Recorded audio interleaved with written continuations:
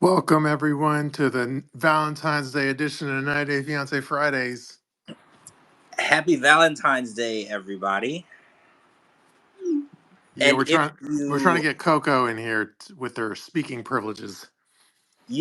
she said that she accepted the invite, but she can't speak, so she might need to leave and come back. Mhm. Oh, you're here. Happy Valentine's Day. And to anyone that doesn't have a Valentine, we will be your Valentine. I will be Yeah. all of your Valentines. Especially guys, especially if you're over 75. I Coco mean, come on. Coco will definitely be your Valentine's and your caregiver. You know what? It's a 2-for-1 deal. So It's Yeah, buy one, get one half off. true. Yeah, for tonight, her man is wearing a tearaway diaper. Oh, it's getting what? sexy. Oh It's my getting god, guys! I have sexy. like such a bad image in my head right now. Well, I'm pretty sure that's hot for you, right? Like the Depends diapers for men. No, I mean, Oh, you it's know what? not? No, like, well, what's a try? I'm not into. I don't have a diaper fetish. But the guys your age they usually wear diapers, right? No, Like, they don't. so wait, okay, so guys in their 70s, they just wear better question: are old men boxer or brief people?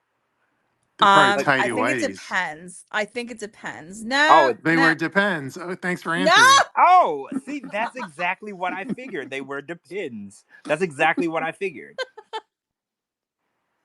I'm Thanks You for just can't. clearing kidding that you up. both. Yeah, I appreciate your honesty in clearing that up because that was something that we were Yeah, really wondering. of course. So True. how was your weekend corporate America? Oh God, you know it's weird. I have to work Saturday and Sundays, but I get Thursday and Fridays off. So Oh, you're working on the weekend? That's dirty work. That's evil work. yeah, but That's I mean it's a really good company, and it's just a fabulous company, honestly. So I am well, excited. I get Thursday and Fridays off, so it's not too bad. I'm happy that you're happy. I am. It's just So, it's a lot of work. And actually someone in at my work, their wife listens to the show. wait, No really? way. Yes, fucking way. Cause like Did the did they guy have anything mentioned to to me. did they Well, have the guy anything to mentioned to say? me, he's like, oh, like my wife is like obsessed with reality TV, and she listens to the podcast with Shabooty, and I was like, he's like, is that you? And I was like, yeah, that's me. And I was like, oh my god, it was so awkward. But Well, I was gonna say, do people now think it's like because we're pretty vulgar, right? So like I'm we thinking are, but you know for what? for the Like they don't. workplace. Yeah. So does Mhm. anyone look at you weird now that they know that you say things like sexy sweaty balls and hot old man? Like do people give you like Well, they weird don't looks? listen. Their spouses do. So Oh, so they might not Mhm. know how they don't raunchy even we know. They get. just they one of them was like, the guy was like, oh, I read the synopsis of it, and he's like it was very interesting. It's like, Yes. That's a very at I was work like, way to yeah, explain yeah, it. yeah, I do it. And so he's like, that's so cool. So I mean, Mhm. a lot of people from LA work in my company, that have moved out here in Vegas. And obviously I'm not saying where I work. I'm not that. I keep that part of my life very private.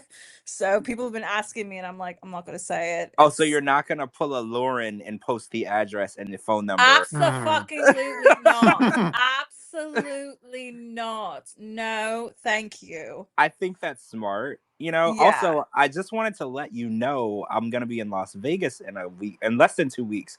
So Okay. possibly I'll see you. We'll talk. Yes. So yeah, We'll it'll Mhm. be, definitely talk. Absolutely. yeah. So hopefully, and also Lauren is out of the country at the moment. So we don't have to worry Oh about catching gonorrhea. no. We don't even Thank have to worry. God. He's not even in the States. So there's no way I'm leaving Vegas with gonorrhea. I mean, I No, could, absolutely but it not. won't be because of Lauren, right? Mhm. Absolutely not. No, we'll go to dinner. We'll do something fun.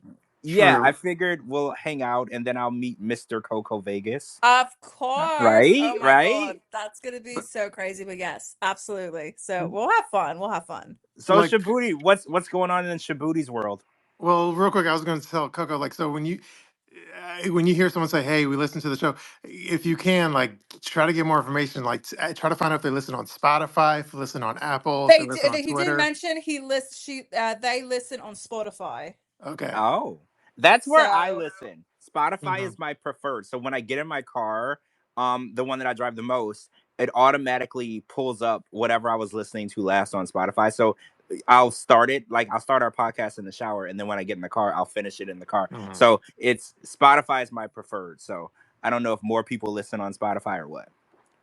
True. One thing though, I usually, like, on a Saturday after it's live on Spotify and Apple, I normally would be like, let's say, sitting on my couch, and I would be listening to it on my sound bar.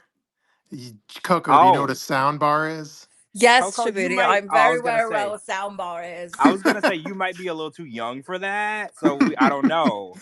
What? Wait, because you know, sound bars are kind of like old school. So you know No, what a they're sound bar not. is?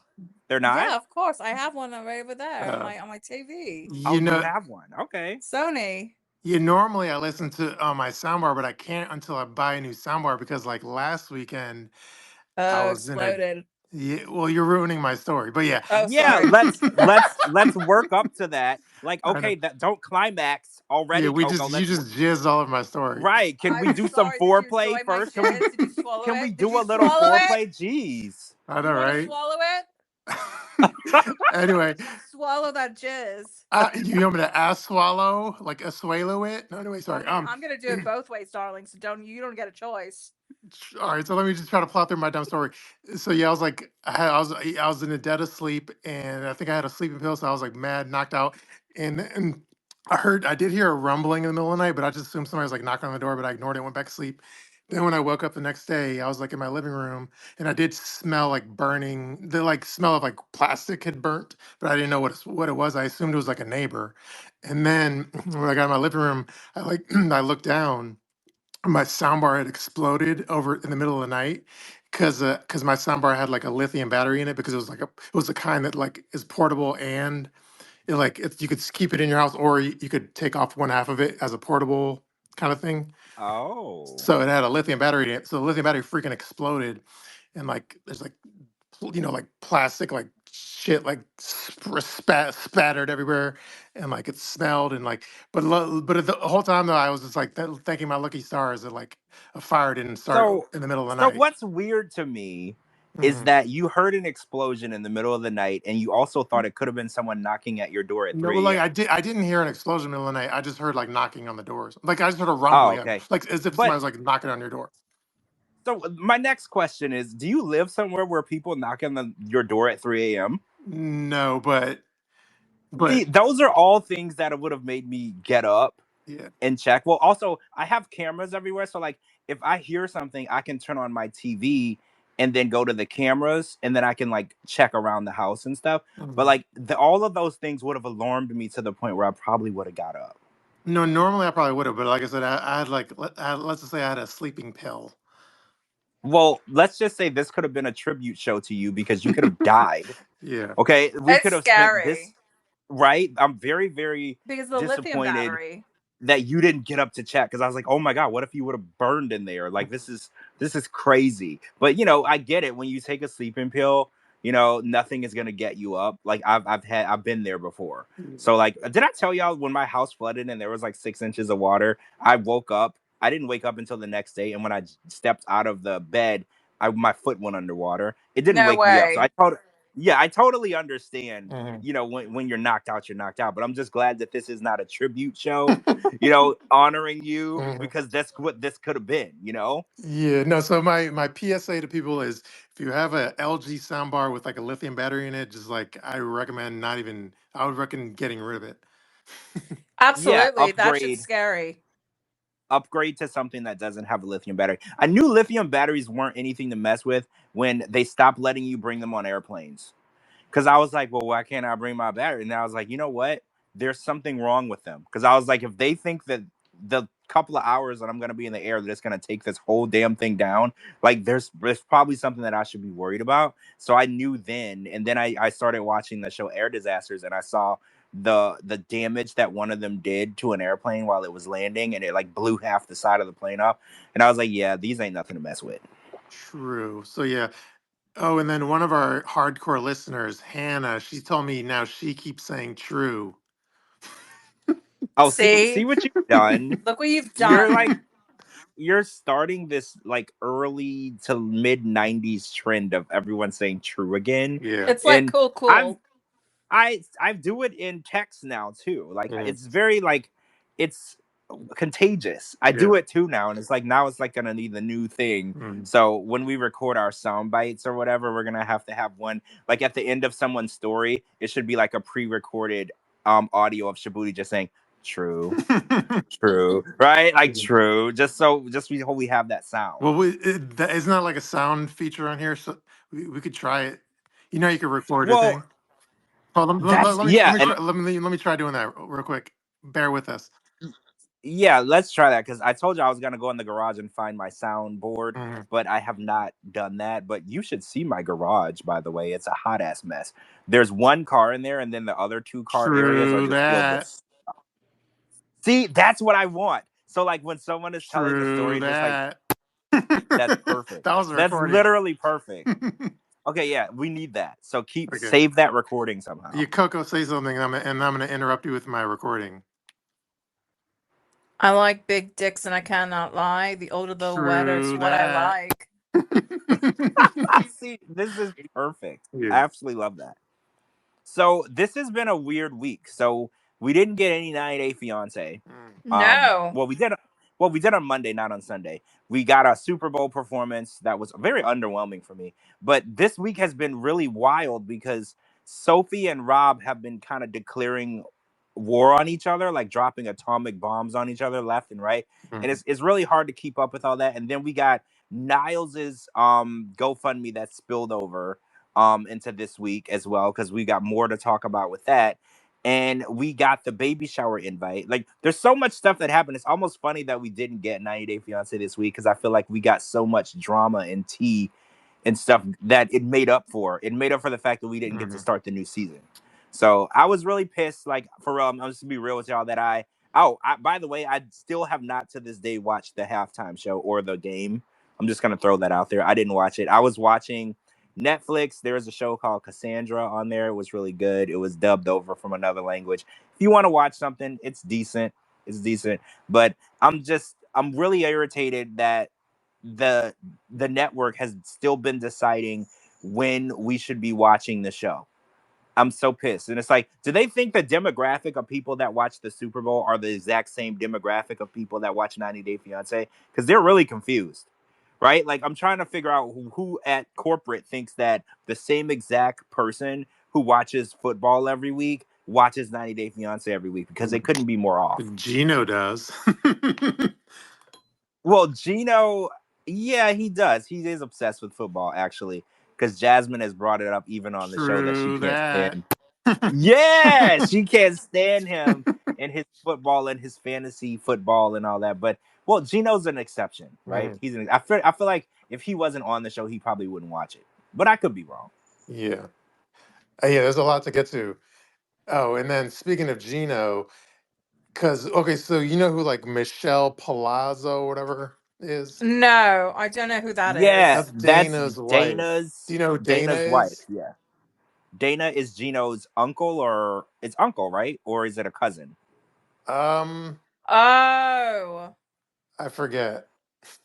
It might be a cousin Mhm. because he might be. I think they're too old to be uncles. It might be a cousin, but they're related in some way, shape, or form. I just can't remember the specific relation. You know, so I heard. I know we're like jumping around on all these topics without really diving into any main topic, but I heard if you, I think I heard if you go on like Jasmine's page and you leave any kind of like actually, I don't even know if it's on Jasmine's page. It may be on like a blogger's page, but anyway, it doesn't really matter. If you either go on Jasmine's page or a blogger's page and you write like a anti-Jasmine comment, you know who's going to respond to you is Michelle Palazzo or whatever. Yeah, apparently she is like Jasmine's defender. So like anybody who says anything about Jasmine, she goes in and fights all of Jasmine's battles, which is interesting because she's related to Gino. That's so not weird. Jasmine.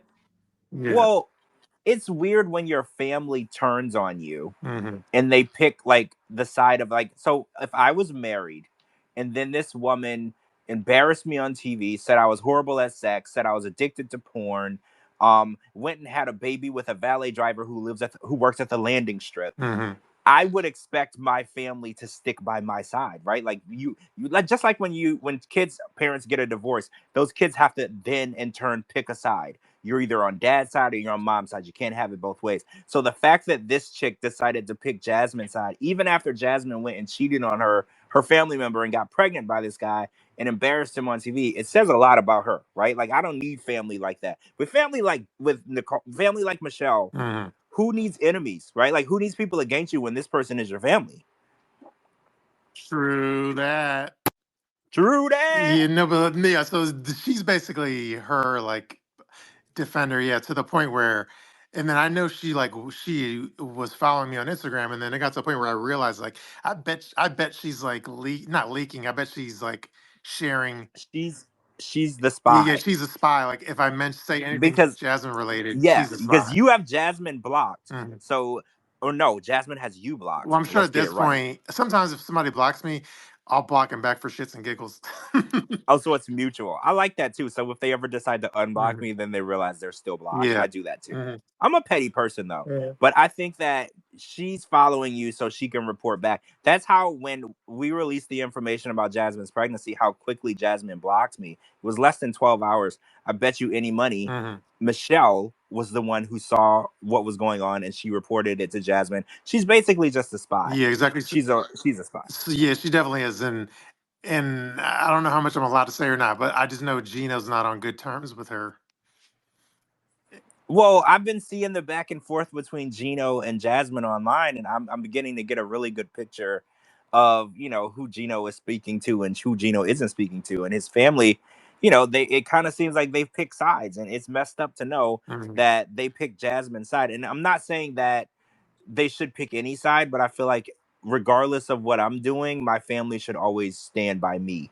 Right? Unless I killed somebody. Like I feel like my family should stand by me. Like why are you picking the side of the person who embarrassed me on TV? And it's just like that, weird. It's just fucking weird. Yes. So I basically, in solidarity with team #Team Gino, even though I don't have any like personal doings with Michelle, I just in solidarity with #Team Gino, I blocked Michelle. Oh, she's blocked by association. Yeah. So out of solidarity and loyalty to Gino, here at 90 Day Fiance Fridays, we now hereby declare Michelle Palazzolo officially blocked, and she is no longer a friend of the show.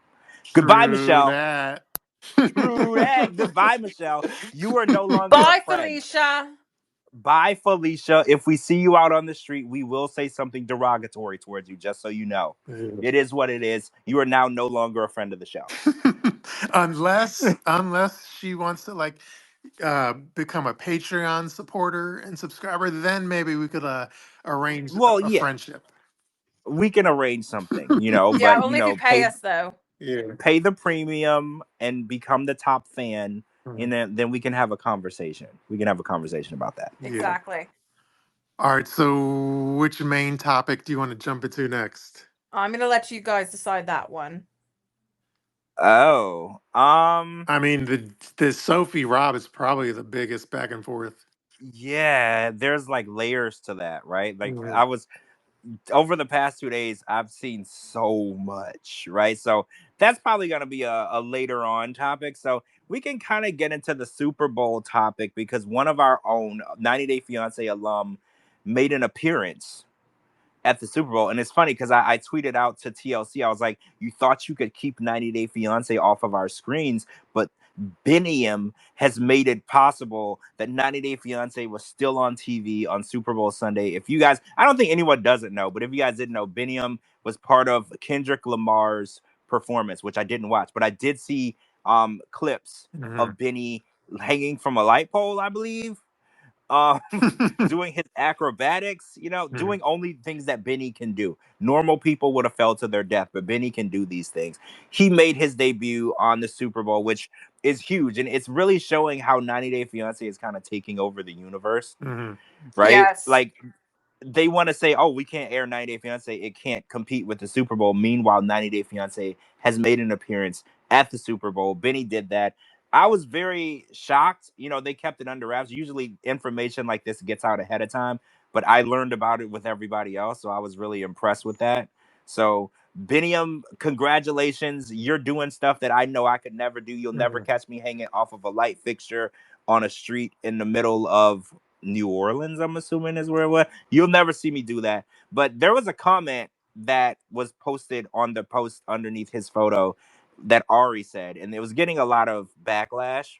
So Ari said, "I'm proud of us at Bini's accomplishment." I And laughed thought it so was hard really, at that.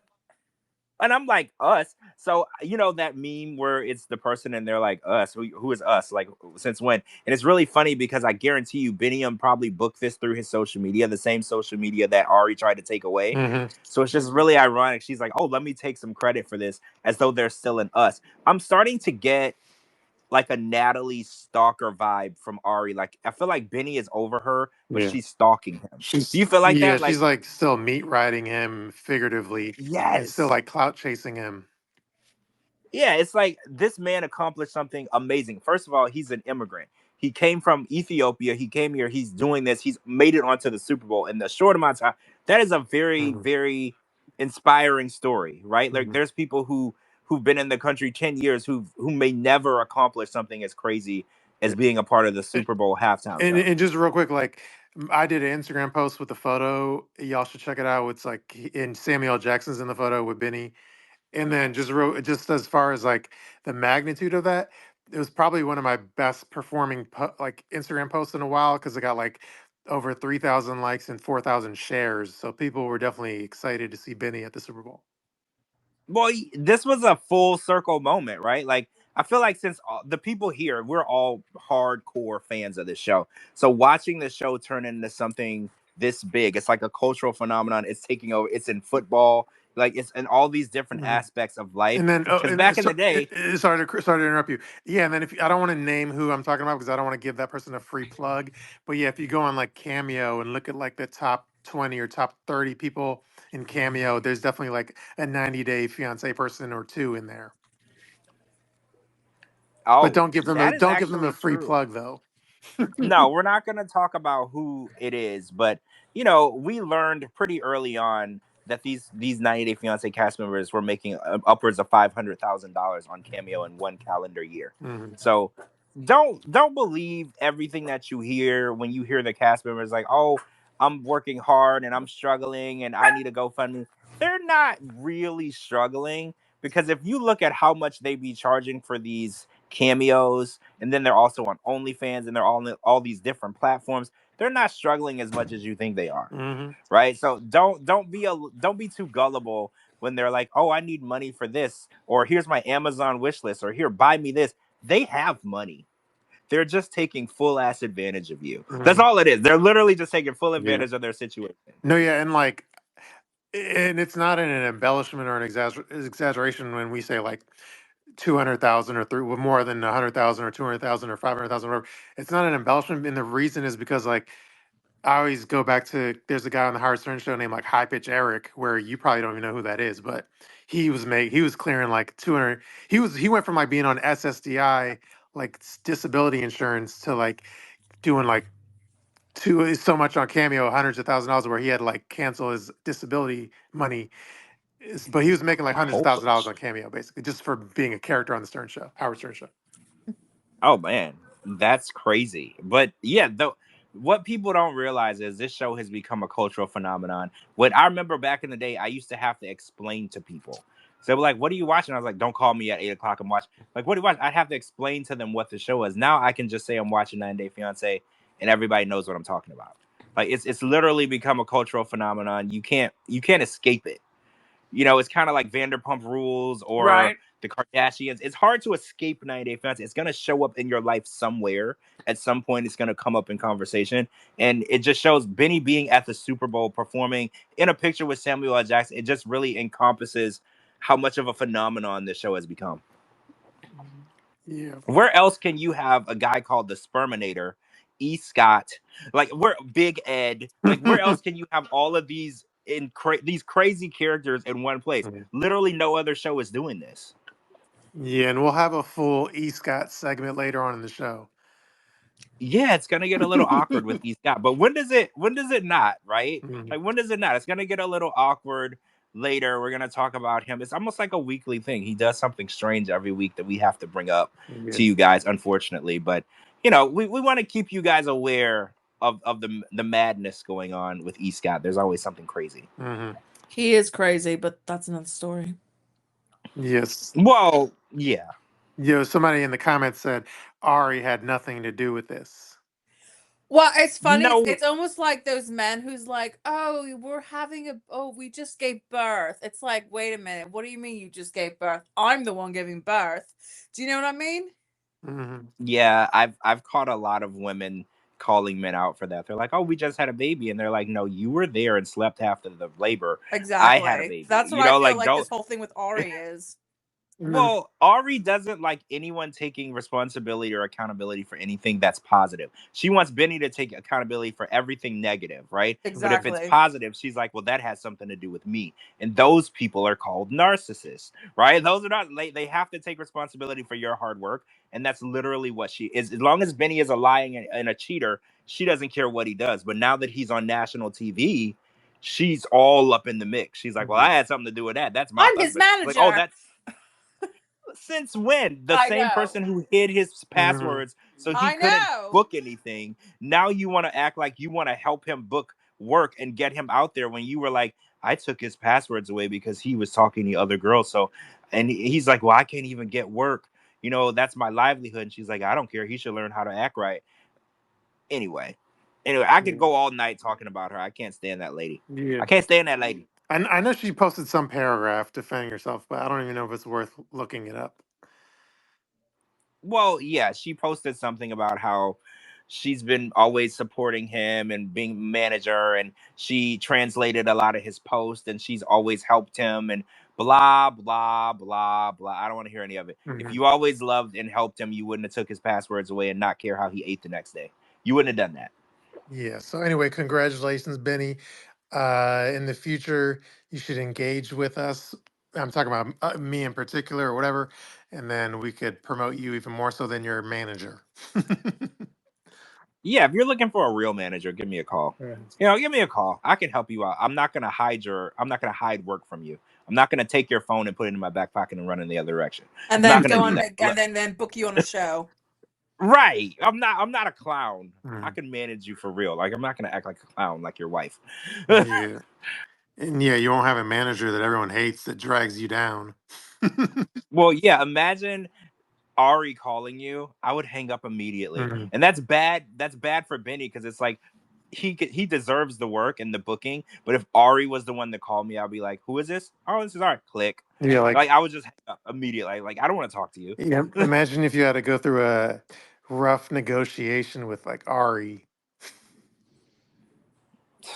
I mean, I feel like she's not good at negotiating, but I'm probably reading more into this than I should. I don't think Ari's worked a day in her life, so I can't really judge her skills. I'm just assuming they're bad because she's never done anything, but I shouldn't do that. I shouldn't assume.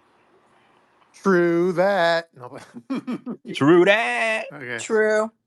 All right, let's see. New topic. Where do you want to go next? So, should we get into this $15,000 topic? Because a lot of people have been messaging me about this topic. And I know we're big supporters and fans of Niles and Matilda and their story. I do think that they really love each other. And that's not in question. The question is this. Niles put up a GoFundMe because he said he was short on the money he needed to bring Matilda here on her spousal visa, which he told us on the tell-all was a total of $8,000, in which he had 50% of. He had $4,000 already. Now he started a GoFundMe supposedly for the he set it at 8,000, which again was 4,000 over what he said he needed, which nobody really batted an eye. Nobody had a negative thing to say. They were just like, well, I do think that they should be together. I do hate that immigration keeps people apart, whatever. So the problem is now the GoFundMe has reached over $15,000. It's basically double Now the goal, basically. double the goal and going. He hasn't stopped it. So now everybody is like, well, now I feel like people might be getting taken advantage of. He said that he needed a $4,000 on the tell-all. Then it jumped to $8,000. Now he has over 15,000 and he hasn't closed it. Because you can easily say, I've reached my goal and close out the GoFundMe if that's all you need. They always do that too, most of the time. Well, yeah, nobody really stops it at the goal. They always want to see how far they can go. And that's where I get skeptical, because I was like, if you needed 4,000, 8,000, whatever, I'm not judging what you need. I don't know you. It's not my job to tell you what you need. But once you get what you need, anything above that technically is grifting. Absolutely. Right? Like technically, you're basically grifting, because it's like you got the amount of money that you needed. That was what the goal was. The whole reason why the GoFundMe was created. Now you're doubling the goal, and it's like now you're just trying to get a new car out of it now. You know, and that's kind of how I draw the line. But a lot of people also said about Michael, his goal was a lot less than what he got, but people seem to be less angry at Michael than they are now. So like, why do you think that is? I think that is because Michael has been around for so long. And Niles is like, this is his first season appearing, you know, and I think it goes to the whole fact that Michael was like a fan favorite for years. And Niles is new. You're right. Like for me, it goes to the fact that Michael is way more active on social media. Like when his GoFundMe popped off and said that away, like he shortly after he hit his goal, he like put out a video saying how thankful he was and like interacting with fans. So it comes across more warm than like if you just pop up one time for a post on social media, hey, pay my GoFundMe, and then you don't hear from me again. Versus like I'm active on social media, I put out a video saying how thankful I am to fans.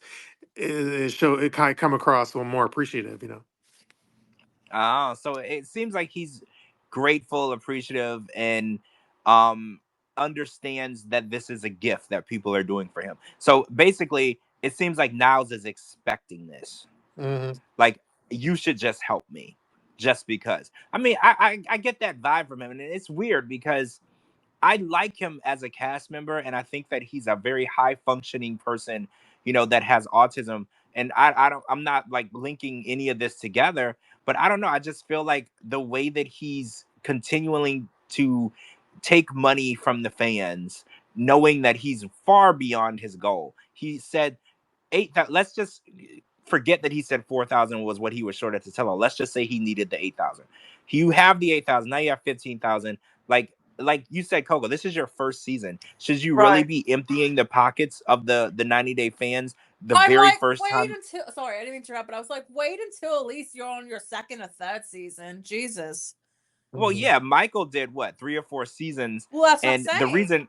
The reason that he opened it was he needed to get a divorce, which a lot of people were like, no, I've seen the way that he's treated. You know, I've seen the situation that he's in on TV. So, and I only imagine what's happening off TV. So they were like, yeah, let's help this guy. And unfortunately, they helped him $56,000 worth. They helped him, you know, but it is what it is. Nobody is really judging him for that. Most people are just like, you know what? We've been watching this guy for a long time. I feel like I know him. I want him to have a better life. He doesn't need to stay in that situation. So more so people are just like, I feel good about what we did for him. I don't know if people are feeling good about what's going on with Niles because Yeah, like in the he comment section, people are saying like the situation was different with Michael because he was kind of he was being abused and he needed to escape from Angela, so it was more of like a dire situation. Yeah, I was gonna say that. Yeah, that's true. It was like an emergency, like kind of like how when a woman is in an abusive relationship, or a man, I hate saying just women, and you have to create that escape route, that plan for her. And sometimes the woman have to pack up and leave in the middle of the night. That's the only safe time that they can get out without being hurt. And that's kind of how it was with Michael. He literally waited until Angela left. She forgot to lock the door, and he left. He literally left. He walked out with, I think, literally just one bag of stuff and walked for miles. So yeah, it was kind of a dire situation. He felt like he needed to be gone at the first opportunity that he had. And Niles is he's not in a bad situation. He's not unsafe. He has enough money to eat. There's not a eviction notice on his door. So people It's are him like, huh. getting his spouse over here, which also begs the question, like, why is that our responsibility?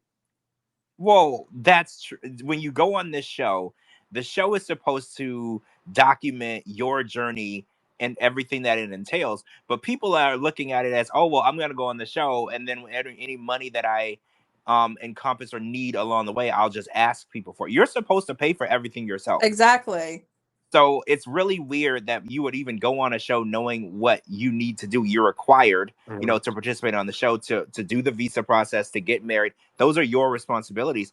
And then on top of all that, I think I said this last week, he just got a fat check from his season, because you don't get your check until the tell-all airs. So the tell-all literally just aired. So he just recently collected a really fat check.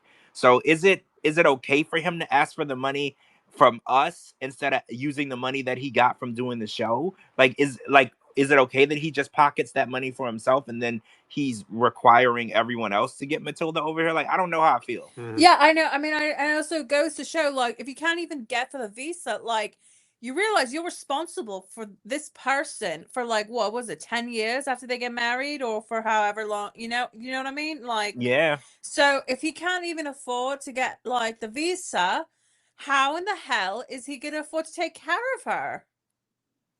I don't know, because I think This she's is expecting a insane. certain type of lifestyle too. Yeah, I think I don't know. And I get he's in I love. I'm in love too, but Jesus Christ, sometimes love is just not enough. It's not. Love isn't enough. And if you're depending on other people to make your love possible and pay for your love, That's insane. That is just I have insane. yeah, I have objections. And it sucks because he was a favorite of mine this season. Same. But this situation, it's rubbing me the wrong way. And Coco, it's not the way I like to be rubbed. It's not not. it's not the way I like to rub people either. So Right. It's not the way I like it doesn't seem kosher. Right. Right. Right. Like, I feel like you shouldn't take advantage of people when you don't need the help. Like, you remember they did that? And you remember that documentary? To bring your wife over? Why is it everybody else's responsibility for something like you can't even do your own self? Yeah. Oh, and then one of the comments real quick was saying Michael, he couldn't work here at that time, but Niles can. Yeah.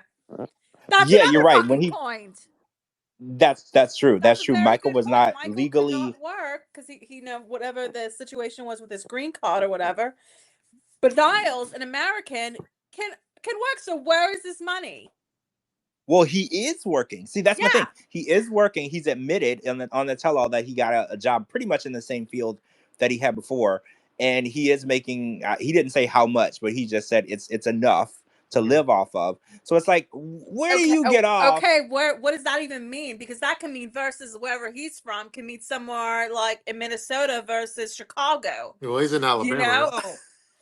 Well, yeah, he lives in Alabama. He's in the South. I'm pretty sure the South is way more affordable than, up north or in NYC or Chicago or New York, or I'm in California. But you remember they did this documentary? I don't remember where I saw it, but there was a lady on the side of the road. You know, when you go on the highway, you get off the highway and there's people asking for money at the off ramp or whatever. There was a documentary and they followed this lady and they were filming her, and she left the overpass where she was asking for money, got into a Mercedes, and they watched her drive to a house in the suburbs. And I can't remember where I saw this now. And I've seen they that before. yeah, and this is, see, I feel like it's never okay to take advantage of people when you don't need it. There's charities and there's programs out there for people who really need help. And there's been times in my life where I actually needed help and I didn't ask for help. I just, because of pride issues or whatever. And then there's people who seem to not have any pride issues, and they'll have money in their pocket to pay for something but still ask for somebody to pay for something for them. And it really makes you lose faith in humanity, right? Because it's like, we know that Niles has a job. We know that he just got a fat check from doing the show, at least 20 grand, let's say, because he got a certain amount for each episode. He got a certain amount for the tell-all. He got a certain amount for the tell-all specials that he did, which were on Pillow Talk. let's say at least 20 grand, maybe more. And now on top of the 20 grand that he just got, he's gonna get another 15 grand out of the generous pockets of the 90-day fans. And it's like, but do you even need that? If he had an eviction notice on his door, I would not question one red cent because he's really in need, but I don't feel like he's in need. Yeah. All right, let's move on I to agree. another topic. Do it. Yeah, this is just a downer topic. I'm getting mad. Yeah, what should we talk about now? Let's see. Okay, so the big topics we haven't gotten to obviously is like Scott and Rob the Knob. There's not Sophie and Rob the Knob. Then there's Scott. Then there's TigerLily vapes. What does that even mean? Oh. I mean, like, okay, so she smokes. It doesn't shock me because in the Middle East, like, they do hookah all the time. Yeah, no, it was funny to see her like. I posted like a thing on my Instagram, but I was mainly like, but I was being like snarky. I'm not like. Well, she doesn't really have the voice for vaping. Like usually people who smoke, they have like a very raspy voice. Yeah. So I'm not gonna lie, I was a little shocked that she's a vapor because I was like, huh, her voice, I don't hear it in her voice. So it was really interesting that she does that. You know, I don't judge Well, anybody who does. the one thing I mean, though, I vaped for 14 years. the one So thing that was weird, and again, let me say allegedly because I don't know for sure, but like allegedly in the same scenery where she was vaping, like her baby was there, so she's kind of allegedly vaping around her baby. well, that's not good. Oh, well, that changes it. That's a problem. Yeah, I that's a think big that problem. yeah, I think that you need to be very aware, you know, of anything that your child is near or inhales or eats. So, yeah, that's a problem. And if she's breastfeeding, again, I don't know what she does with her breast, but I would hope that she's not vaping while the baby's so little, you know, or breastfeeding, because that's also not okay. You know, I don't like to get involved in anybody's parenting, but I know that babies are too little to speak for themselves. So, if I see something that I think is wrong, I would really hope that they would stop doing that. And then wasn't like Adnan vaping on the tell-all? Yes, he was vaping. It's and I think what's interesting is in most Islamic law or practice, vaping is prohibited. Really? Is what I'm Yeah, understanding. it's considered Um, haram. yeah, it's But they kind of do like a hookah.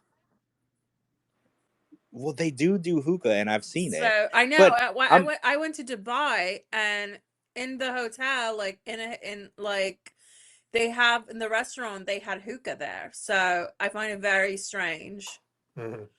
well, it's kind of like a double standard. Right. Like, you know how certain things are against religion, but then I know people who are the religion and I see them doing it all the time.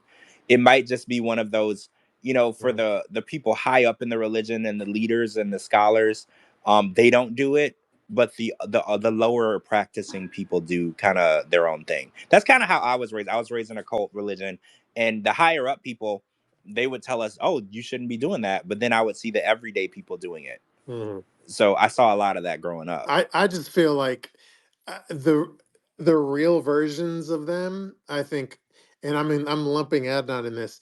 I feel they're not religious and they're not that rich. Yeah, I agree. Yeah, I am actually 100% on board with that statement. I think that their religion is not a factor in their relationship the way that they used it on the show. Yeah. I think TigerLily is not being forced to dress the way that she's dressing. I think this is all part of a I think it's part of the storyline because character guys, and shit. yes, because you have to remember they filmed another season. So Yes. when we see her online and she's, you know, in full burqa, she's got her hijab on. This is part of a character that her and Adnan have to continue with, kind of like Sarper and Shekinah. They have to continue this character where Sarper's telling her what to eat and he's weighing her every day. He's probably not doing that. But the character line that they created for us, he's gonna tell her to get on the scale. He's gonna rip away a hot dog from her, probably. Like they have to support this storyline in order to continue, and they want to continue. TigerLily is online selling $3,800 items of clothing, so they definitely want to continue on this show. So I think that this is all an acting gig for her. And Adnan too. I think Adnan is first of all, he's 22 years old. How many 22-year-olds that are like super religious do you know? You know, usually people don't Yeah, I find mean, religion unless until they're like, you know, fraternity, like from fucking Baylor. yeah, like how many vaping, gun range going Texans do you know that are super Muslim religious? none. I None. know none. No. Right, exactly. So yeah, I think that this is all a facade, and I think that they are trying to build an empire together off of the show. I think their main focus of being on this show was to build um a sustainable source of income. I don't think that anything that they're doing or portraying is real or true. I think that they're fake, just as fake as her voice is as fake as they are. Like honestly, I think that's how fake they really are. Okay, by the way, I want to record like a random other audio drop, and then I want to drop it into the show randomly. Okay, so but I'm going to record something. Okay, but this Okay. is for the this is for the Mortal Kombat fans. So let's do. Let me try something. Bear with me, everyone. Hold on. Fatality. Okay. Fatality. Oh, I like that. So I you, like that. I'm gonna insert that into the show randomly.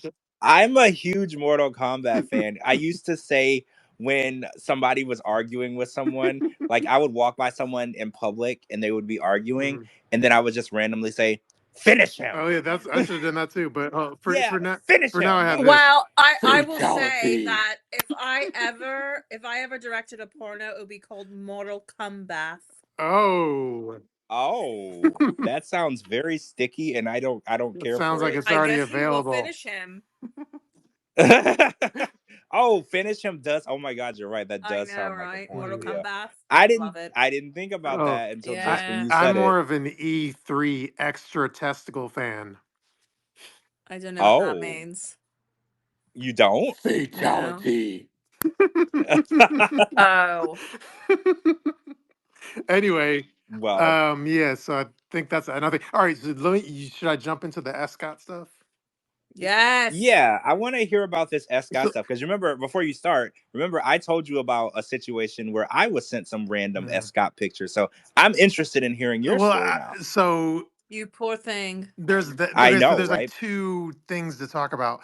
One is like a chat log that like I haven't even shared with y'all, and then the other thing was like the video. Now the chat log is kind of wild and it's very it's like you know how S Scott he like wallows in pity. He Yeah. Yeah, so does. I have a whole Yes. chat log of him just wallowing in pity. So there's that. So wait, who was? Can we say who it was to, or is that a secret? That's a secret. Okay, so we don't know who he was talking to, but he was basically feeling sorry for himself the entire Yeah, so time. do you want me to read you some of that chat log? Yeah, let's hear some of Scott's inner thoughts. Let's hear it. Okay, hold on. Let me. And some of it's like tea. Some of it's like unreported tea. Really? Okay. I like the way this is. I like the direction we're going. Okay, so I guess I'm just gonna read some of the shit, and this is stuff that I haven't posted anywhere. So this is like just shit stuff. This is Yeah, exclusive. 90 Day Fiance Fridays yeah. This is like exclusive, guys. exclusive like tea. I'm just sitting on.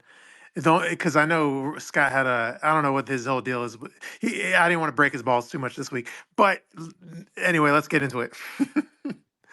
Okay, ready? Fatality. All right. Let's jump into this thing. Okay, so let's see. And again, some of this is tea. So he says something along the lines of, I'm going to share something with you. I'm stressed because everyone asked me for money.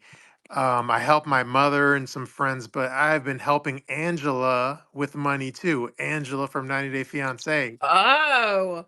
She's Excuse she's broke and going through divorce.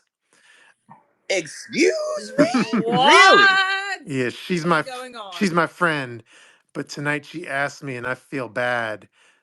So I guess so. Apparently, Angela had allegedly asked Escott for money, and he felt bad for her. Um, Uh-huh. let's see, and then he says, "I'm only going to read like one part of the chat, meaning his part." It says like he says like, "I know she doesn't have it, but I need to help myself from now on." So now he's like deciding he needs to help himself before Angela. And then I he mean, And then he goes on to say, I have responsibilities. And then he said, this is all Shabooty world exclusive tea. He says, I think I've given her a total of $2,000 so far. So he gave Oh, Angela Wow. $2,000 oh, this is legit. Okay, because, wow. well, I mean, I remember when they hung out in Georgia. So maybe he felt like excited by being able to hang out with Angela Well, not only did they hang out in Georgia, but do you remember he was invited, To her an invited birthday. guest to the to Canada, her birthday in Canada with and he Binium? went. Yeah. He went. So I'm wondering, did he have to pay his own way Or when he went? or did he have to pay Angela most of his appearance fee or something? Oh, that could be. So let's say the appearance fee was 500 or 1,000, and Angela was like, "It's my birthday and I'm broke," and he signed it over to her as a loan Yeah, or or something. maybe as a again, maybe he's gonna. I'm just making shit up, but maybe he's making $2,000, and then he said, "Oh, I'll just give you my $2,000 appearance fee." Oh, I mean that could very well be. I'm pretty sure he showed up for an appearance fee. I don't think Scott would have went all the way Hmm. to Canada for free. Like I'm pretty sure he got something. Yes. Okay. Let's see what else he says. He goes on to say, "I try to help everyone, but now he's come. Now he says, I'm done helping people. No one ever helped me. No one." And then he goes on to say, my ex-wife, I helped her many times until 3 years ago. My ex-girlfriend, almost $50,000 in 3 years. For what? Um, What? Again, I don't know I don't know what he's saying is true or not, but he's saying Right, he could right. be bullshitting to try to get Where? sympathy. But he says, yeah, my ex-girlfriend, I paid her almost $50,000 in 3 years. Then he goes on to say, it's because I have a big heart and people take advantage of it. And but he Uh-huh. says I'm not doing it anymore, and I'm only going to help my mom. And then let's see. Um, Let me see. Let me just see if what else is worth mentioning. Blah blah blah. I'm sorry. I'm reading this kind of pseudo for the first time. And then he's talking about his brother, so I'm not gonna read like this personal family shit with his brother. But then he says, um, I don't know. Should I just read whatever? Who gives a fuck? Okay. He says, when my sister died, my brother was driving the car. My sister only had one son. He was 8 years old. The last time I saw him was because the father took him back to New York. We tried many times to reach out to him, but he was brainwashed by his father after his mom died. I don't know. This all seems random. Okay, when he was broke and grown up and turned out to be a loser, he showed up at my mother's doorstep at 36 years old, and my older brother allowed it. He does so. He's talking shit about his family. Sounds like he says he doesn't clean, he doesn't cook, he doesn't work. He steals my mother's cigarettes. Maybe it's good that your mother's. What? Maybe it's good I mean that's a Whoa! mitzvah. that. Go on. Whoa! He doesn't even give my mother her medications properly. Then he gives her cigarettes when she's in respiratory stress. What? Here, mom. And that's when I had to fight What? with him the other night. This is like some random shit. He told the cops lies, and I said I threatened him, which I didn't. He just didn't want me in the house because I see the truth of what's going on. I hate being a respiratory therapist for 29 years. I've done the same job, and I'm tired of it. I don't have really shifts with my brothers. Well, let me back up though. So it seems like he's tired of his job. So imagine like he's your respiratory therapist and he hates his fucking job, and your life is depending on him to take care of Oh you. my god, I like fucking like I don't even know. um, let's see. The two people I love the most was my sister and my father, and they're gone. All I have is my mother, and she's confused most of the time and distressed with her breathing. Uh, Hundreds of messages on social media from those stupid fucking TV shows. My dog is sick most of the time and she's declining very fast. I spent thousands of dollars on her medications to keep her around because she's the only one that loves me. I was manipulated for money by the last person I loved that caused me bankruptcy. I lost my house and it cost me my relationship with my children. My ex wife made my life a living hell after I divorced her for alcoholism. She used the TV show as an angle for my children to stop talking to me. And he says, What? Dude needs a therapist. I know. I paid for my daughter's wedding, which was almost $30,000, and I haven't talked to her in 2 years. I sold my '69 Camaro, which was my dream car frame or restoration to pay for a wedding. That's the sacrifices Okay. I made for my children. I constantly get horrible stories written about me, and that it's cost me a job at the hospital, but it doesn't matter because I hate working at the hospital. I'm tired of the same job 29 years. What the I've fuck? given up. Oh yeah, this go. I think I do recall it goes into like a darker. It gets even darker. But let me just try lightly. All right, Yeah, do it. I've given up. I've given up everything that I've owned to helping the people in love I love, and the people I love are no longer in my life. And then this will probably, I don't want to get too far into it, but I'm not going to read the next line, but you could kind of see where he's going at. Um, and that's pretty much it. I'm not gonna. The last line is kind of like, "What's the worst thing you could say?" Offing yourself. But I'm not gonna read his actual line. What he says. Oh, Jesus Christ. I mean, and I feel bad. Mhm. I feel bad. But I honestly think he needs a fucking therapist, Mhm. not the internet. Well, Yeah. he was talking to this person. Like, can you imagine being the person on the other Yeah. end? Like, Dude, being like, I honestly would do a wellness check on him. hmm that's a That's a lot lot of to baggage. even And take I will on. say, Yeah. I'm assume I can't. I'm not gonna get into specifics, but I assume who he was talking to was like a female. He was attracted to. So he's like laying on that on top of a But female that he's attracted to. is That that seems sexy? manipulative. Yeah. But is that sexy? Like, I feel like No, if it's I manipulative because he's trying to like feed a sad story. Like it's like you're in a relationship and someone threatens to kill themselves if they leave. Like hmm that's manipulation. Exactly. oh, It's almost that's what it kind of reminds me of. Yeah, and then now I see. somewhere Yeah. looped into that whole manipulation, I think at some point he allegedly, and I didn't really, he sent the video of him like nude in the shower, like dangling his dong around, which I think adds to the What the manipulation. fuck? Where does that fit into the I don't, Like conversation? I'm gonna kill myself. Can I show you a pic? Can I show you a video of me Right? masturbating? yeah, Like just What before the I off actual myself? hell? yeah, I hate my job. My family sucks. My Oh my dog's god, would dying he here. hate masturbating? There are yeah, people that do that. probably. What in the hell? Like he's Like, like oh he's like he's yeah. like I could just imagine him like jerking himself. He's like, oh my god, I fucking hate my life. And like this goddamn coworker. Fatality. Someone finish me off. What? Finish him. Finish him. Like, Yeah. this is the craziest That's thing. Like, crazy. That's I can't even imagine. crazy. Mm. I feel bad for women for even dealing with that. Like, I hate my job. I hate my life. Oh, here's my dick.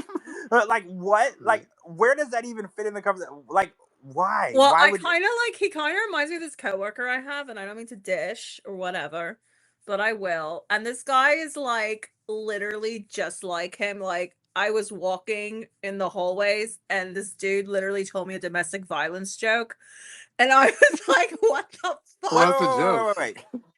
Wait a minute. What? Where did it come from? Like, were y'all having a conversation No, already? I was just walking. Okay, so we had to go from a different building to the other building, whatever. And so I ended up walking with him cuz like he knew where to go. And he Okay. was just like bitching about his ex-wife, and then he went and like, she took all my money and la la la, and like, oh hey, what's black, blue, and red all over? And he started making no, I swear to God, I was like, and I literally was like, dude, like I never want to be like alone with this person. Whoa. What was he referring to? The joke, was it about his ex-wife? Yeah. Wait, No, are you wait. serious? Yeah, I'm being fucking serious. And like I actually had, because I told someone that like that I'm very close with at work, and they're like, you need to report him to HR. Like he's fucking crazy. Sorry, I was reading comments. Can you say that? I know it's like fucked up, but I didn't. Can you say the joke again?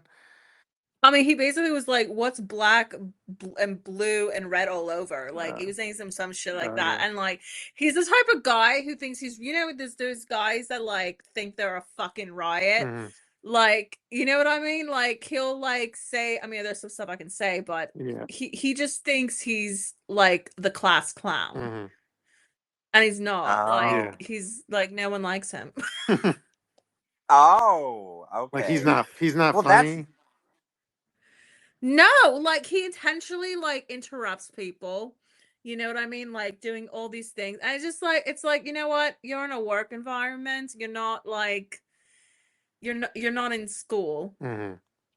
So Right. I don't This is know, but that's this. all I'm gonna say about it. But that's what he reminds me of was EScott when he wrote that. I was like, oh my god, So it's wait, with the Scott, did you get an actual video Yeah, there's a video of him in the shower, like that? but I didn't really like. As soon as I see Scott naked, like I clicked off, like, so I didn't really like analyze it.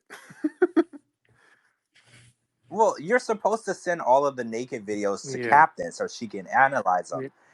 So she can report back to the class and let us know what's going on. So, because Hmm.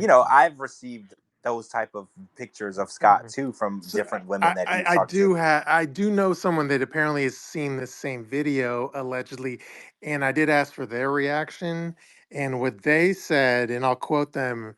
First, they said, "My fucking eyes." then they said, then Oh, they said, "I knew it.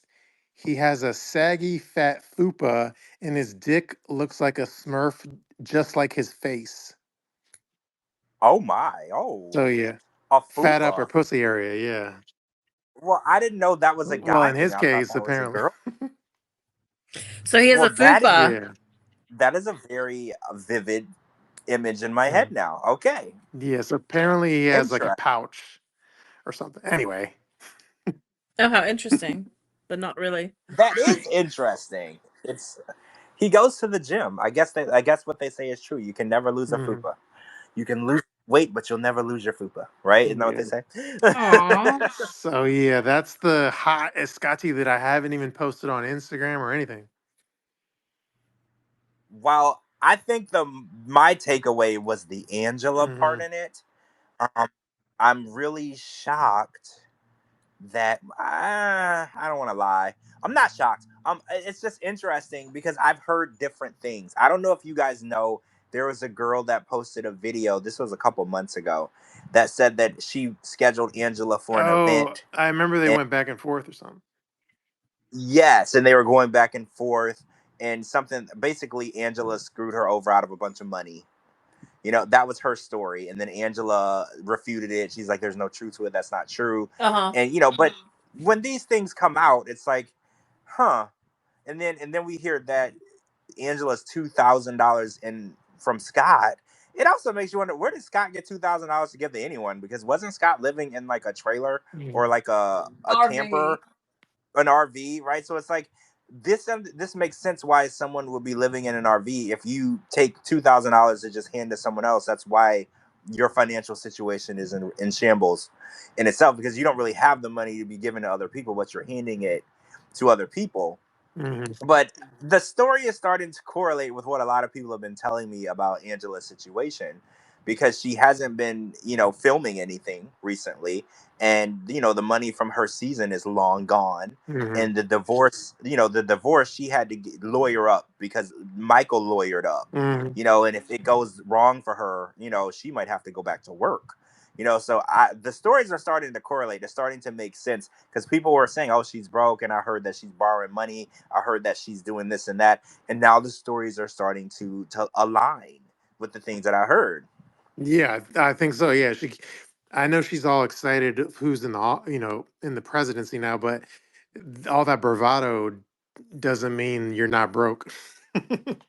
Well, she hasn't worked since she's been on the show. Remember when she came on the show, she was retired from, you remember she worked at hospice, and she was retired when she met Michael, and she's only been making a living through the mini seasons of the show that we've seen. Mhm. And after she filmed this last season we saw her on, she has not filmed anything else. Not a Diaries episode, not a Pillow Talk episode. She hasn't filmed anything else because the network is kind of taking a breather. They Yeah, want I people mean to that's not shocking. Mhm. right. And money's So gonna run out. Yeah, exactly, Who's gonna exactly. last? no wonder she's trying to get with Maury. Well, I'm hoping Yeah, Maury that's paid her weird. for that little 8-minute excerpt, because I don't want to see anyone's demise, because I know that she takes care of like a lot of her grandkids. Mhm. So does. I don't want anything to happen to her financially, because that would mean so many little babies are going to be affected. But at the end of the day, if you choose not to work, your money is not going to last forever. You have to make better decisions. Especially TLC money. Well, right, TLC money goes really fast. Mhm. That's Yeah. one thing I've learned about the cast members. They get that fat check. Like Rob the Knob, when he got his fat check, he went and bought a Jeep. That is whole the check, dumbest fucking thing right? anyone can Mhm. fucking do when they're just starting a new reality show. It's just Literally spend bought a it. Jeep. No, And I'm dumb. like, what about like putting some money aside, or putting a down payment on a house, or so Mhm. many things that you could do to make your money work for you. But he took the whole damn check and bought a Jeep. Do you, Yeah. Like, come on now, are you serious? George, are you familiar with the phenomenon with Jeeps where like are you familiar with the the rubber duck phenomenon in Jeeps? I'm not. No. Well, I've never owned a Jeep, Okay, so let I'm me not. explain the rubber duck phenomenon in Jeeps. So Okay. basically, if you own a Jeep and then you see another Jeep or Jeep owner and they have like a really nice Jeep or a Jeep that you're impressed by or you're a fan of, basically the Okay. way Jeep owners compliment each other is basically you go up to a stranger's parked Jeep that you're impressed by and you basically put like a rubber duck like on the windshield and you leave it there and then that basically is like a shout out. That's basically like you have an awesome Jeep and I'm a fellow Jeep owner and then so when you come back to your parked car and you have a Jeep and you see like a rubber duck on it and you're like, oh my God, that's so cool. Another Jeep owner saw my awesome Jeep and like loved it. So now I have a Jeep and What? That is I have a so rubber duck and I fucking put it on my weird. dashboard. So if you see like a Jeep with like a dozen like rubber ducks on it, that means it's getting a lot of compliments. That's so Oh, weird. now I've never noticed it, but I wasn't looking. Now I'm gonna have to know. Next time I'm at the Magic Kingdom, I'm gonna walk through the parking Yeah. lot and I'm gonna go look for Yeah. Jeeps with ducks. Mhm. Like, so wait, where do people get ducks? So that means you have to go to you have to premeditate go to the store and buy ducks, because Mhm. you don't just walk around with a freaking duck.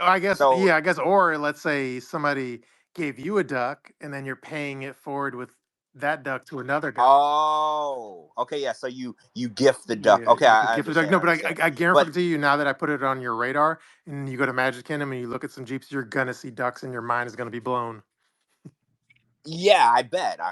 I have to look Mhm. now. I see Jeeps all the time. They're very It's almost like seeing a Cybertruck. There's lots of Jeeps down here. Mhm. So now I'm gonna have to look and see how many. I'm gonna count the ducks that I see on a Jeep's dashboard Mhm. now, because I didn't even know that. I know that there Jeep owners. There's like a code. I know that. I've seen online like videos of where Jeep owners. It's like a cult, Mhm. right? Like they're like really weird about it. But I didn't know it was like to the point where they're gifting each other shit. Like I didn't know it was that Yeah, weird. It's very weird. there's one comment in the comment section that says, I buy my friend who is a Jeep owner a collection of black ball gagged rubber duckies to share with other Jeep owners. Oh my God. Wait, black ball I've gag seen them. ducks? Black Yeah, ball they're gagged like rubber it's like a duckies. gag ball with the yeah, I've seen those. I Is there a specific reason why they have to be ball gag ducks, or It's is supposed that to be just a like a joke? BDSM kind of joke. I, But so do you have to have like a all black Jeep to get the BDSM duck? I don't know. I would I not don't know know, that. but I'm wondering if like Rob the Knob looks out for some like rainbow duckies on his Jeep. Oh. Oh, I mean, Uh-oh, you're gonna get in Rob has trouble, been Shabooty. Rob has been getting spanked all Mhm. week, guys. Like ass spanked. Like Yeah. I can't open my I would phone or say open ass Twitter or fucked, anything. but you know. Yeah, basically, like the With stuff that Sophie. Yeah. all week, it's just been one thing after another after another. Sophie started it, and Mhm. now it's just Yeah. opened this box of just insanity, Yeah, it's like right? it's one thing if like Sophie talks shit about him or if I put a snarky post on there, but now it's like every blogger is shitting on him. Well, one of the bloggers actually posted one of the photos, but like didn't blur anything out. They just put like a little emoji over his over his crack, over his Oh my hole. and I gosh. was like, now this is It's like getting like mainstream out of hand. butthole. Yes, yes. I was like, when did buttholes become mainstream to where they're just on my On timeline, Instagram. right? That's something that you should be looking for specifically. I shouldn't open my phone and see a butthole. Like, when did that happen? Like, I was like, what is happening right now that I open Instagram Mhm. and I'm looking at somebody's butthole? Mhm. Like, that is definitely something you search specifically Yeah. for, right? I didn't search for that. Let me tell you the story. So I was at Universal last night and I was in line for a ride and somebody DM'd me and I was on my phone. I don't remember what I was doing, but I wasn't on Instagram. But you know when you are on your phone and then a notification Hmm. pops up and you're doing something else, but you accidentally click on the notification? So I accidentally clicked on notification and it opened an Instagram DM and it was unedited, uncensored pics of Rob the Knobs in Hmm. OnlyFans, Uh-oh. like unedited, okay, like full dick, everything. And I'm in line for a ride, so I Oh see the screen no.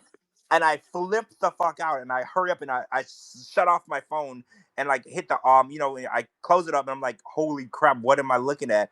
And I was like, what is happening that people think it's okay to Hmm. just send me uncensored butt pics? No, and like living my everyday life, like no warning, no, don't open this around it, nothing, just sending me random stuff like that. And I was like, this is how I know this mess has gotten out of hand. This feud Hmm. between Sophie and Rob has literally gotten out of Yeah, hand now. because the butt plug pictures, they're not new. We've all known about them, and they've been around for like No. over a year. But this latest Sophie fight kind of mainstreamed the butt plug photos. Yeah, it's funny because you would think the butt plug story being over a year old would have gotten more Hmm. traction than it did because we've been using this as an inside joke for Yeah. like a year. You know, like this is nothing new. But Sophie went on to say that Rob was abusive towards Mm. her, and then and oh, this is all alleged, guys. Alleged was abusive, towards her, and then posted a photo of stitches in her, like above her eye or Oh towards her my eyebrow. god. Hmm. Yeah, and said that she was sick of Protecting him. protecting him, and this is what she was dealing with because everybody, she's always saying on the show like, oh, things are so hard with him, you don't know what I'm dealing with. So now she's starting to tell us the things that she says she was dealing with. Now Rob specifically has reached out or posted that he's not abusive, and he keeps saying he's not gay, but Sophie said that Rob was giving head to a Hmm. man while they were together. Again, allegedly, this is what Sophie has released. Now, Rob didn't specifically say why she would say that, where she got that thought in her head, because that's not a random thing, Hmm. right? Like, she didn't say that he was kissing a guy or holding hand. She said that the guy's dick was in his mouth. Okay, Is that's this a very Sopranos specific. episode? I'm so confused. Well, okay, so Rob is adamantly denying it, and you know what I keep saying to everyone is, well, it's hard to believe you when everyone's seeing your butt pics and your butt plug videos and stuff. So I would totally believe that he was not, if there wasn't so much weird stuff going Hmm. around, right? Like it's harder to take his word and say that he's, because he keeps adamantly saying I'm not gay, blah blah blah. I would never do that. And then apparently, you remember his friend on the show that he brought on, that he introduced Sophie to. So apparently he Yeah. was on another reality show. Shabooty, what reality show was he on? I don't. I don't I remember, but can't. I know you're talking about. I don't remember. He was on a reality show. So apparently him and Rob were in the news in 2017 for doing a OnlyFans that catered only to gay or male, you know, Interesting. right. But okay, they weren't doing anything together. Let me clear this up. Rob and his Okay. friend, they weren't on video or picture together. They're separate accounts. But they were making thousands and thousands of dollars by doing, butt plug stuff, whatever catered to the gay community.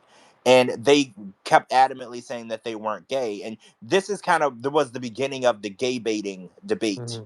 because this the article was basically saying they're gay baiting, where a straight man pretends to be gay, Yeah. to make money off of the gay community, and a lot Yep. of people are fully against gay baiting, because they feel like you're exploiting a community of people. So that story was from 2017. Again, now they're bringing this back up. All these blogs are rehashing everything. So his OnlyFans photos, his butt plug pictures, the 2017 OnlyFans with him and his friend, all of this stuff, and it's just like one thing after another. Every time I open Instagram, there was another story, and then there's some assault case that got dismissed, oh my god, maybe 20 years ago, that they keep What? posting pictures from. And it's, yeah, like Rob has really being anally violated this Hmm. past week. Like there's no, people say, can I catch a break? Rob has caught nothing but dicks all week. right? Yeah. No break. He has gotten no break whatsoever. Yeah, I think Sophie's like angle or whatever in explaining him is like, and this is according to Sophie and allegedly, I think she sees Rob as the kind of cliche of the repressed, closeted gay male who is angry that he's not living his true colors, his true life. So then that's where the violence comes out of him because he's like, Oh. so it's he's hiding it all. And that's I think that's kind of the angle that Sophie's going for. Yeah, you're right. Because her post kept saying, "I hope he finally one day comes out of the closet and becomes who he really is." She did say that. Now, I wanted to get an honest opinion out of all of you guys, like, because I know that there's a lot of information in front of us. Does this information persuade you to go in any direction? Do you think that Sophie is right and Rob might be in the closet, or do you think that Sophie and Rob are in a bad place and they're just kind of destroying each other, whatever they can say? Like, do you feel like this is legitimate information, or do you feel like they're two people who are angry with each other? I just think they enjoy the drama because it keeps their Oh, names on the headlines. And I think, it's like, well, he said this to me. Oh, yeah, well, I'm going to give it 10 times back. And I mean, like, if he was abusive, like, he's a shit human being, gay or not. Mm. Um, but I think they're the type of people who like literally like how there's some energy vampires. I think they're this type of vampires that crave the fucking Mhm. drama. Um, this is a really random crowbar and it's political, but like, Coco, do you know who like Nick Fuentes is or something? Oh God, unfortunately I do. Yeah. I've heard of that guy So there's too. this guy who's like Nick Fuentes, whatever. He's this Nazi type guy. He's like a Nazi with a Latin last name. It's ironic, but go Mm. on. But yeah, so and then do you know there's a guy named like Destiny? Do you know who Destiny is? No, I don't. He's like more liberal, but he has like blue hair. He's like liberal streamer, like live streamer on like Twitch type Got guy. it. But apparently, so they're not even like politically aligned. But apparently, like, and let me just say allegedly in advance, just in case. But apparently, like a couple years ago, there's a video of like Destiny blowing Nick Fuentes, No, get out of here. and they Wait, seriously? yeah, so it's like Seriously. weird because it's like a liberal guy blowing a neo-Nazi type guy, and none of them Oh my really like God, that's kind of amazing. none of them come across like as that gay necessarily is. But anyway, so it's like if this guy Destiny's blowing Nick Fuentes, then I can believe Rob the Knob blows some guy. Yeah, I mean, Well, he could be bi. Yeah. Well, see, here's the thing. So Sophie came out on the show as bi, right? And she had a hard time with it. I remember she was like nervous, and I remember when she told them she stalled at first, she couldn't do it. So here's my thing. I don't care if somebody's gay, bi, lesbian, trans. That's literally non-important information to me. What I think bothered me was if, oh, say, let's for instance say Rob is bi. Outing him is not Sophie's position. It's not, you're never supposed to take someone out of the closet. That's something that they have to do. That's a personal decision, right? Like outing someone is a horrible thing to do. So like Absolutely. the fact that she was like, "Oh, well, I'm just let everyone know that this is a gay man," blah blah. And it's like you would never do that to a gay person. Like if a gay or a lesbian, and you're the only person that knows, that they're going to tell people when they're ready, and that's a personal decision and a personal choice. So I didn't appreciate the way that she did that. But I do think that if she was in an abusive relationship or she did deal with violence, the first thing we have to do is listen to women. The Me Too movement taught us that we weren't listening to women. And we have to listen, but we also have to, instill in women that it's okay to come forward when it happens, because a lot of people are angry because it kind of seemed like Sophie held onto the information until it became valuable at the time. Like it was a calculated thing. Like she's like, "Oh yeah, he's an abusive person, but I'm not going to say it until it's beneficial." I want you to be safe, and I feel like women should have the right and opportunity and the acceptance to tell people if they're in a bad situation while it's happening, because some people don't get out of the situations. So I understand that it's her story to tell, and she has the right to tell it when she's ready. I don't like the way that Mhm. it was broadcasted. Like I feel like she used it as a weapon, when, you know, if she really was the victim, we should see her as the victim, not as, you know, using it as a weaponized way to get back at him, if that It makes felt sense. like she was throwing the kitchen sink at Rob because it was like all at once, which was one, I'm a victim of his domestic violence, let's say, allegedly, Yeah. and he's gay in the closet. So it's like, let me throw everything I could throw at him in the same post, Well, in the right, same breath. right. I felt like it was she weaponized this information, and again, all of this information could be true, but the way it was presented and used, it doesn't seem like it was coming from the place of a woman who's scared for her situation in her life, and she wanted, you know, to be safe. Because let's be real, she got here, and a month later she moved out.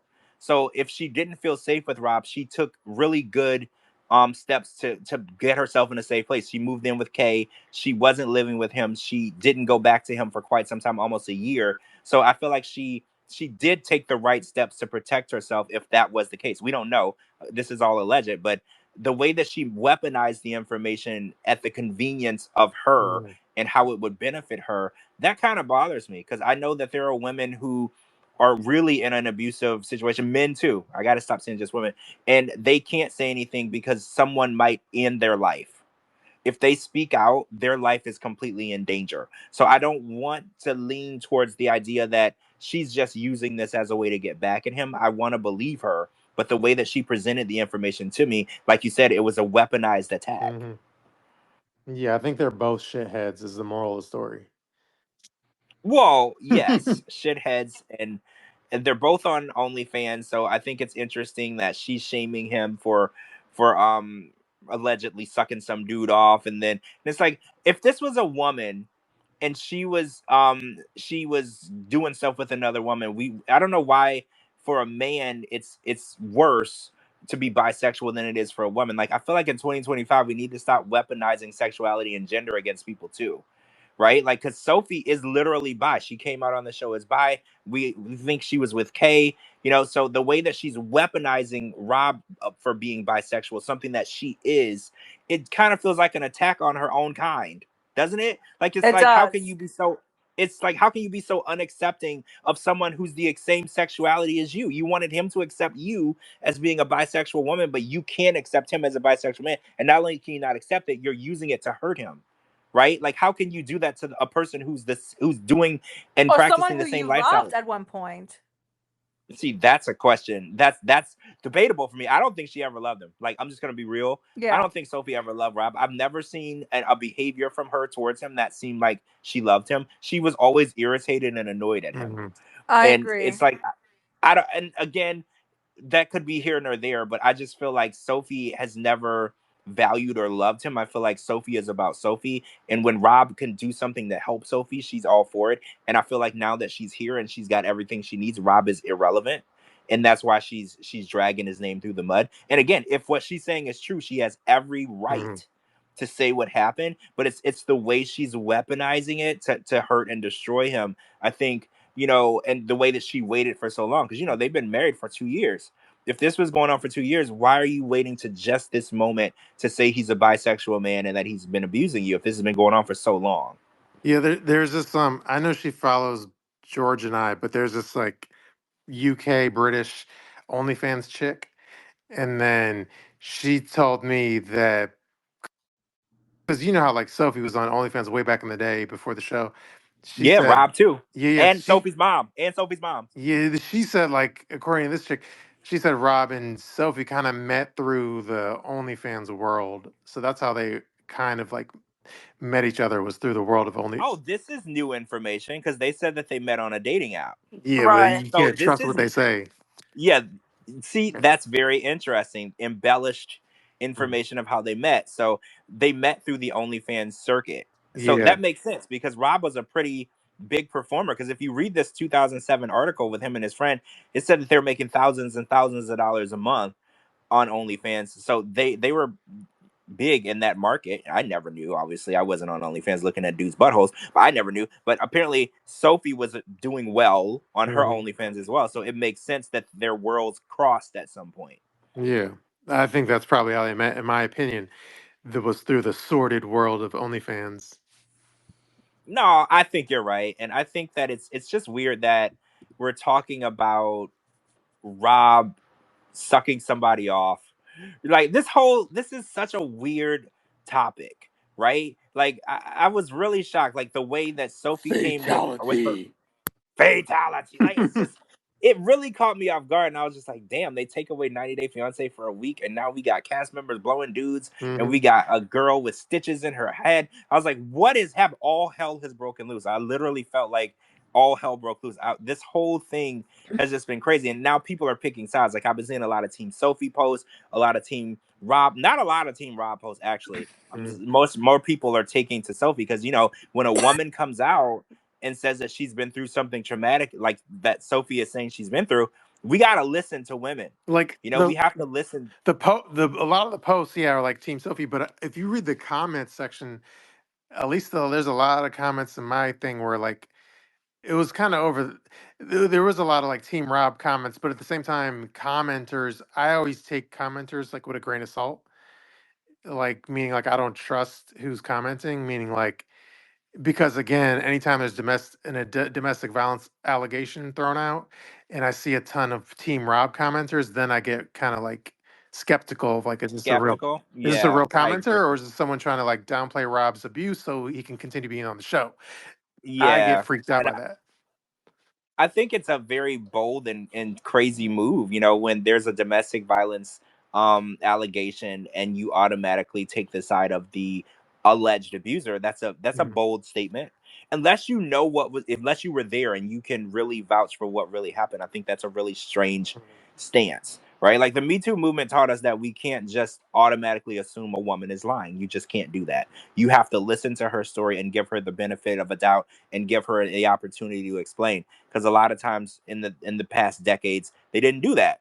Women would go to the police station and they would be shamed, and they wouldn't be believed, or they wouldn't be taken seriously, or they would be victim blamed, and they'd be like, well, what were you doing there, and you should have known that. You have to at least let the woman speak. So again, it puts everybody in a weird spot, because it's like a lot of people are like, I never really liked Sophie, and I feel like she lies, because he just caught her in a lie on this week of the last resort. She said that he told us that she told him to have sex with other women, and she wouldn't hold it against him because they weren't together.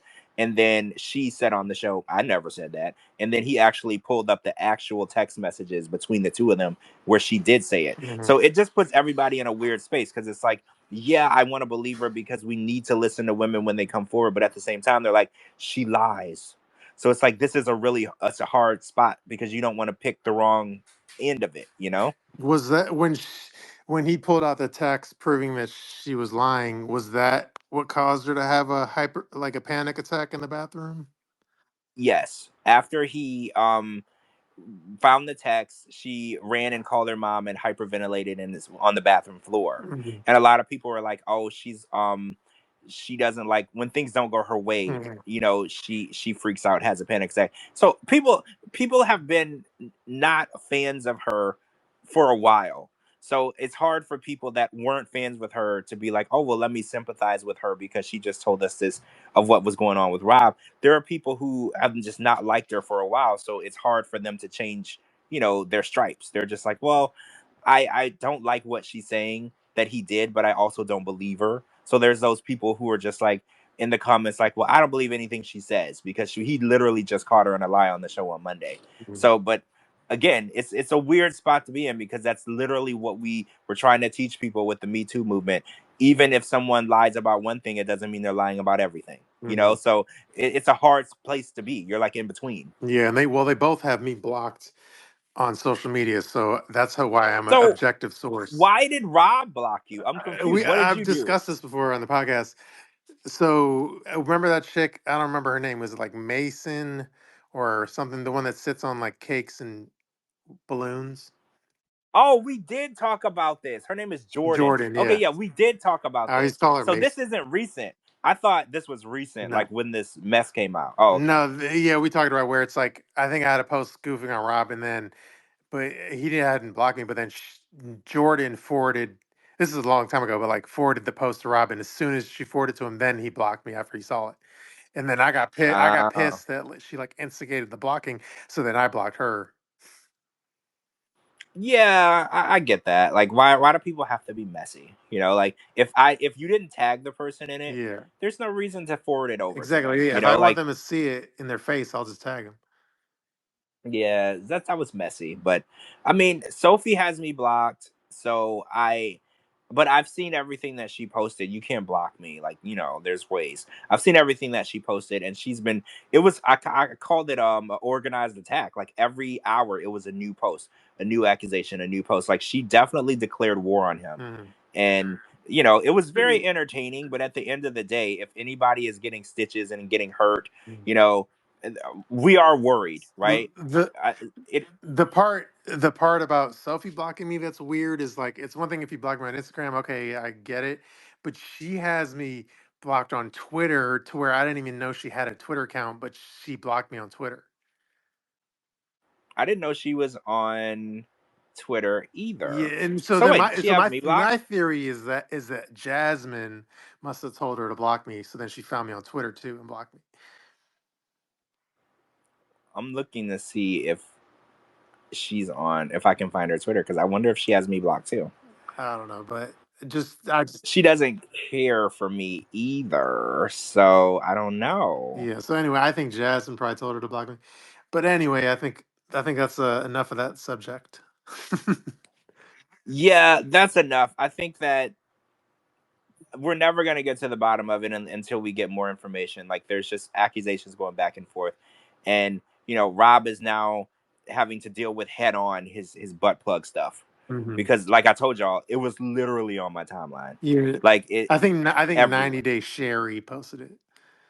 Yeah, she did, and I was just shocked because I was like, this is a timeline. Like I was just surprised that we were posting butts on timelines now. Mhm. I was just like, this is crazy that we've gotten to this. I don't know. Are we stooping to a lower level now that we're just posting butt plug stuff on the timeline instead of DMs? Like, I feel like that's a new low, right? Yeah. Like that's pretty crazy. Like I can't even be looking at my phone in public now because you never know what might pop up, and then Mhm. people will think I'm a crazy person looking at butt plug pictures in public. You know, so like now I'm worried about what I'm looking at. Yeah, you're at Disney around a bunch of kids, and then you pull out your phone. Yeah, and I open my phone and there's Rob's butt plug photo on my timeline, and they're like, Mhm. "How do you explain that?" Yeah. Like, sir, what are you looking at? I don't even know how to explain that. Like, honestly, I don't. Yeah. Fatality. True. All right, should I look at the topics list? Let's see. Yeah, let's see what topics we haven't covered yet, and then I want to talk about the new season of 90 Day Mhm. before we end. Oh, by the way, did you So, see? I didn't post it, but did you see? Well, you know how like Entertainment Tonight posts like early clips of like Last Resort and shit, like just like a 2 minute clip. oh yeah, I've seen. I don't think I saw this week's, but yeah, they do Okay. post them. Yeah. So the one this week, I think Jasmine shared it, but like it was basically it was a clip of showing how like it basically was talking about Matt or whatever on the next episode of Last Resort. And then, but it literally played out exactly how I said it would, which is, it's a clip on Entertainment Tonight's YouTube. But anyway, like it's a preview for next episode of like Last Resort, and it literally explains how like, well, let me pull up. There's a comment I made explaining it to someone. Hold on one second. So give me one second to pull something up. So anyway, like, because you know how like Jasmine keeps saying talking about like open marriage, and like the open marriage thing is such bullshit. It's just like a storyline when really she already has an emotional friend turned a physical friend turned the baby daddy, right? So so Well, the open yeah. marriage thing is bullshit. It's just like a storyline for the show when she already has a new guy. That's not an open marriage. But anyway, like so I think this clip goes into that, and basically my response to the clip, I think somebody was talking, I was in the DMs talking to somebody about it. And I basically said, like, the open marriage thing is a farce. She had an emotional friend and then she ended up sleeping with him and then she called it an open marriage for the sake of the TV show. So like the open marriage part is just bullshit. Like she found a new guy. It was an emotional friend initially at the gym, and then it turned physical, and then now she is gonna have his baby. So the open marriage thing is bullshit. Well, yeah, she couldn't admit that she was in a new relationship while filming a show working on her marriage. Yeah. So yeah, she had to disguise it. Oh, She did block me Sophie? on Twitter. Yeah, See? she did. It's funny because I didn't even follow that bucktooth hoe. That's so funny. Yes. She blocked me. We've never interacted. I didn't follow her. I didn't even want to follow her. All she has posted is pictures of her looking nasty. Mm-hmm. But it's just funny that she's so bothered by me. Well, Like, same ew. with me. Like, I didn't even know she had a Twitter account. And then when I saw it eventually, she had me No, blocked. nobody even wants you, Sophie. Chill. Like, nobody cares. Your existence is nasty. You're like an STD. Like, get out of here. Like, what the hell? Like, you gotta block me and I didn't even follow you? Like, stop stalking me. Mm. Ew. I don't want you. Chill. What is her, if you guys want to message me, but what is her Twitter? Well, just don't say it on the show I'll because we send. don't want to give her free promo. I don't want. I'm not gonna give a free press. I'm gonna send it to you. I'm gonna send it to the group chat. Got it. Yeah. And I'm to do me a curious. favor, send her a message and no like explanation. Just be like, your coochie stank. Oh my god. Does your coochie have extensions? Fatality. Just Muhammad, just do a Muhammad to Danielle. Just be like, your coochie stink. Mhm. No explanation, no hi or anything. Just do that. That's a sound effect, people. That's not me. At Using first, I was like, dude, mute yourself. That's a sound effect built in. That is interesting that she blocked me, but I mean, she had me blocked on Instagram already though, because who doesn't want to block me? I get it. I have a blockable face. It's fine. I'm not mad about it. Mm-hmm. All right, yeah. Let me go look at the topics list. Let's see.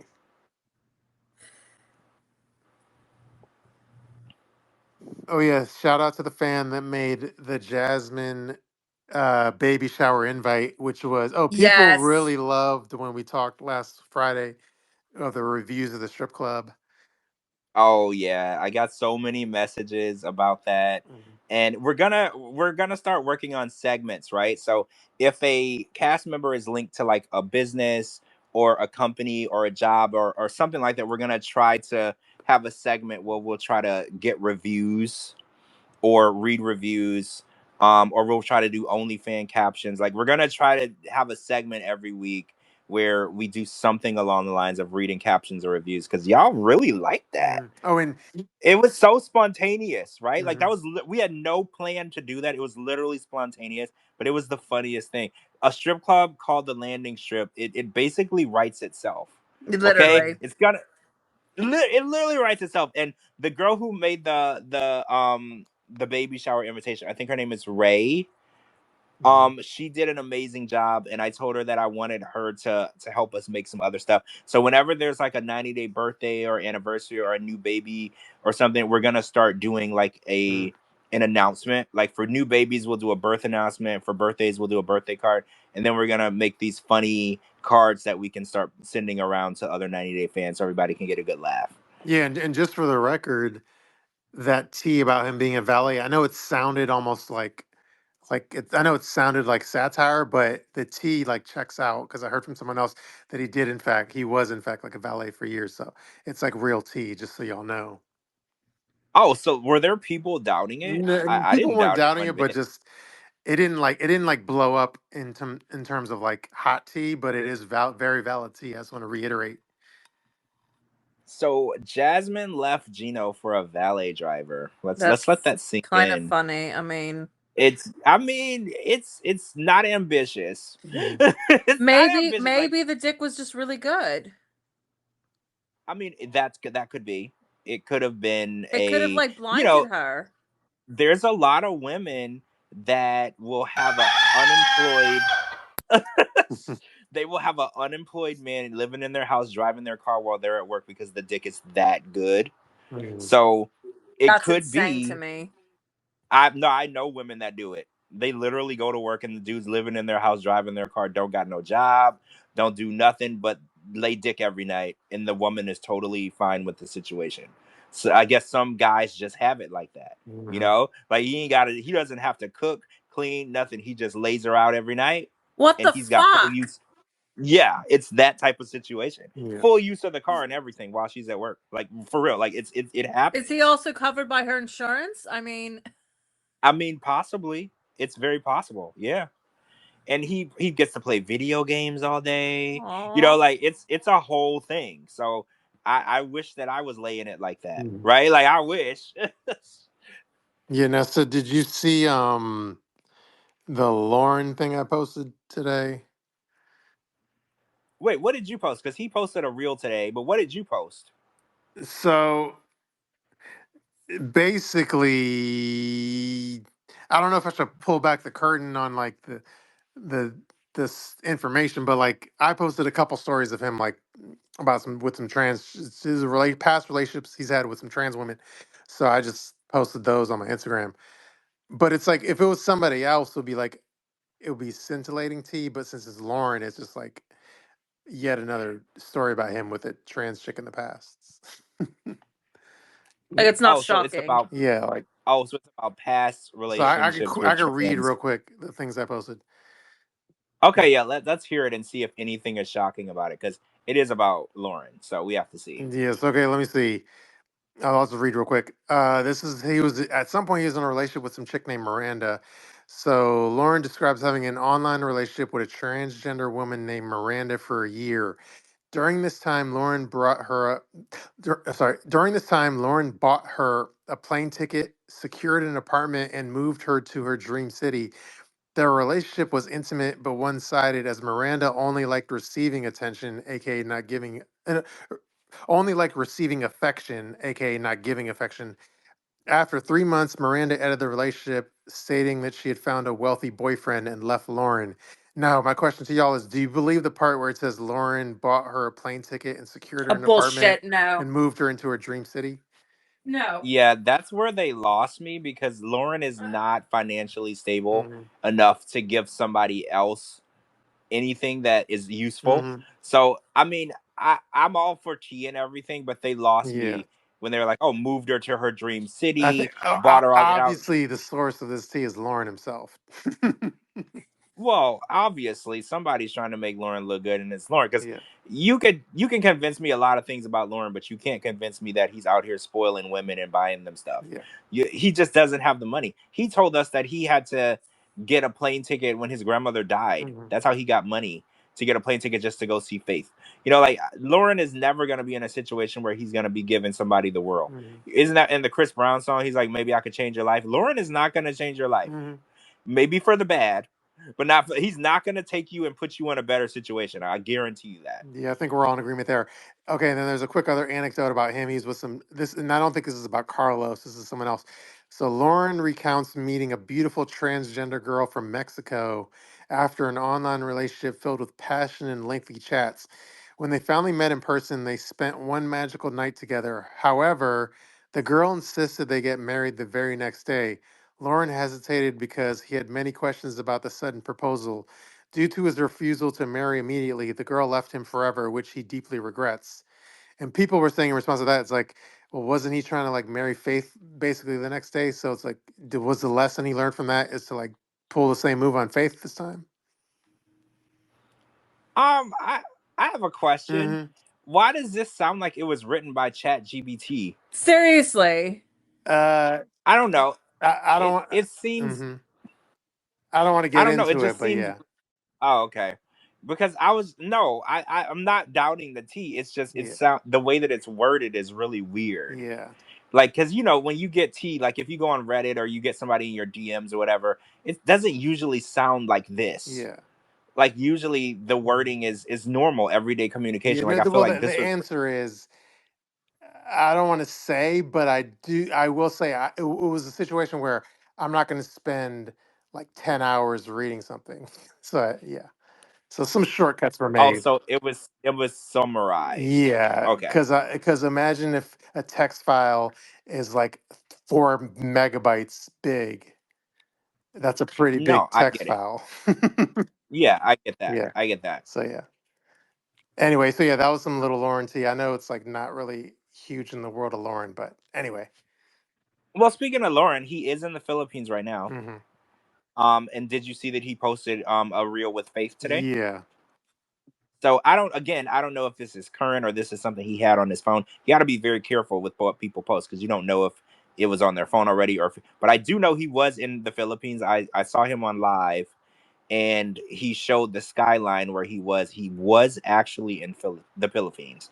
He wasn't with Faith in this live, but then he posted a reel with Faith today. So again, it looks like they're together, but you never know what's going on with this. Mhm. So I'm not gonna say that they're back together or we're gonna Right. see them on another season. I can't speak that far, but it looked like they were physically together and he's in the Philippines. So there's something going on there. And he's been acting weird because Mhm. every time I ask him questions lately, he's like, "Oh, I can't answer that. I can't answer that. I can't answer that." So it could be a possibility that he's over there filming Yeah. because he wasn't really scared of the network. He used to just say whatever he wanted, but he's been a little more cautious I mean, it with seems what he seems what like he's. It seems like he's clamoring to like stay in the headlines or in the blog pages. So he's clamoring to stay well, relevant. yeah, I think he is. I think that the little bit of fame he has, he enjoys. He enjoys people approaching him, and I think at some point, I know this is gonna gross y'all out, but at some point, he's gonna go on OnlyFans. I think we're Good. not there yet, but it's coming, and I think he's building up his clientele for his next endeavor. I think that's what's going on. Yeah, I'm sure he's gonna get some like weird butt plugs that are branded properly. Yes, I mean, yeah, I mean, I see him doing that, and I know he's always talking about his financial situation. So I just know in the future he's gonna be on there. I just know it. I can sense it. I mean, every 90-day cast member at some point is gonna try to sell you dick pics or coochie pics. Mhm. Like that's just kind of what they do. So he's gonna be there at some point, but I think he hasn't hit that rock bottom yet. He's gonna try to film another season or whatever, get back on another season, and if that doesn't work out, you're gonna have to beware of these Loren photos floating around the internet, Mhm. just in case your eyes happen to stumble across it. True. All right, so yeah, let's go to next Sunday is this Sunday is the new season.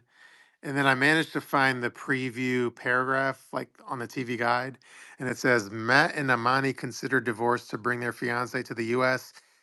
Is it pronounced Stevie? Stevi? How do you pronounce that? Well, it could be Stevie or Stevie, Okay. depending on the nationality. Okay. I would go with Okay. Stevie. Stevie tells her dad she's engaged and her fiance arrives tomorrow.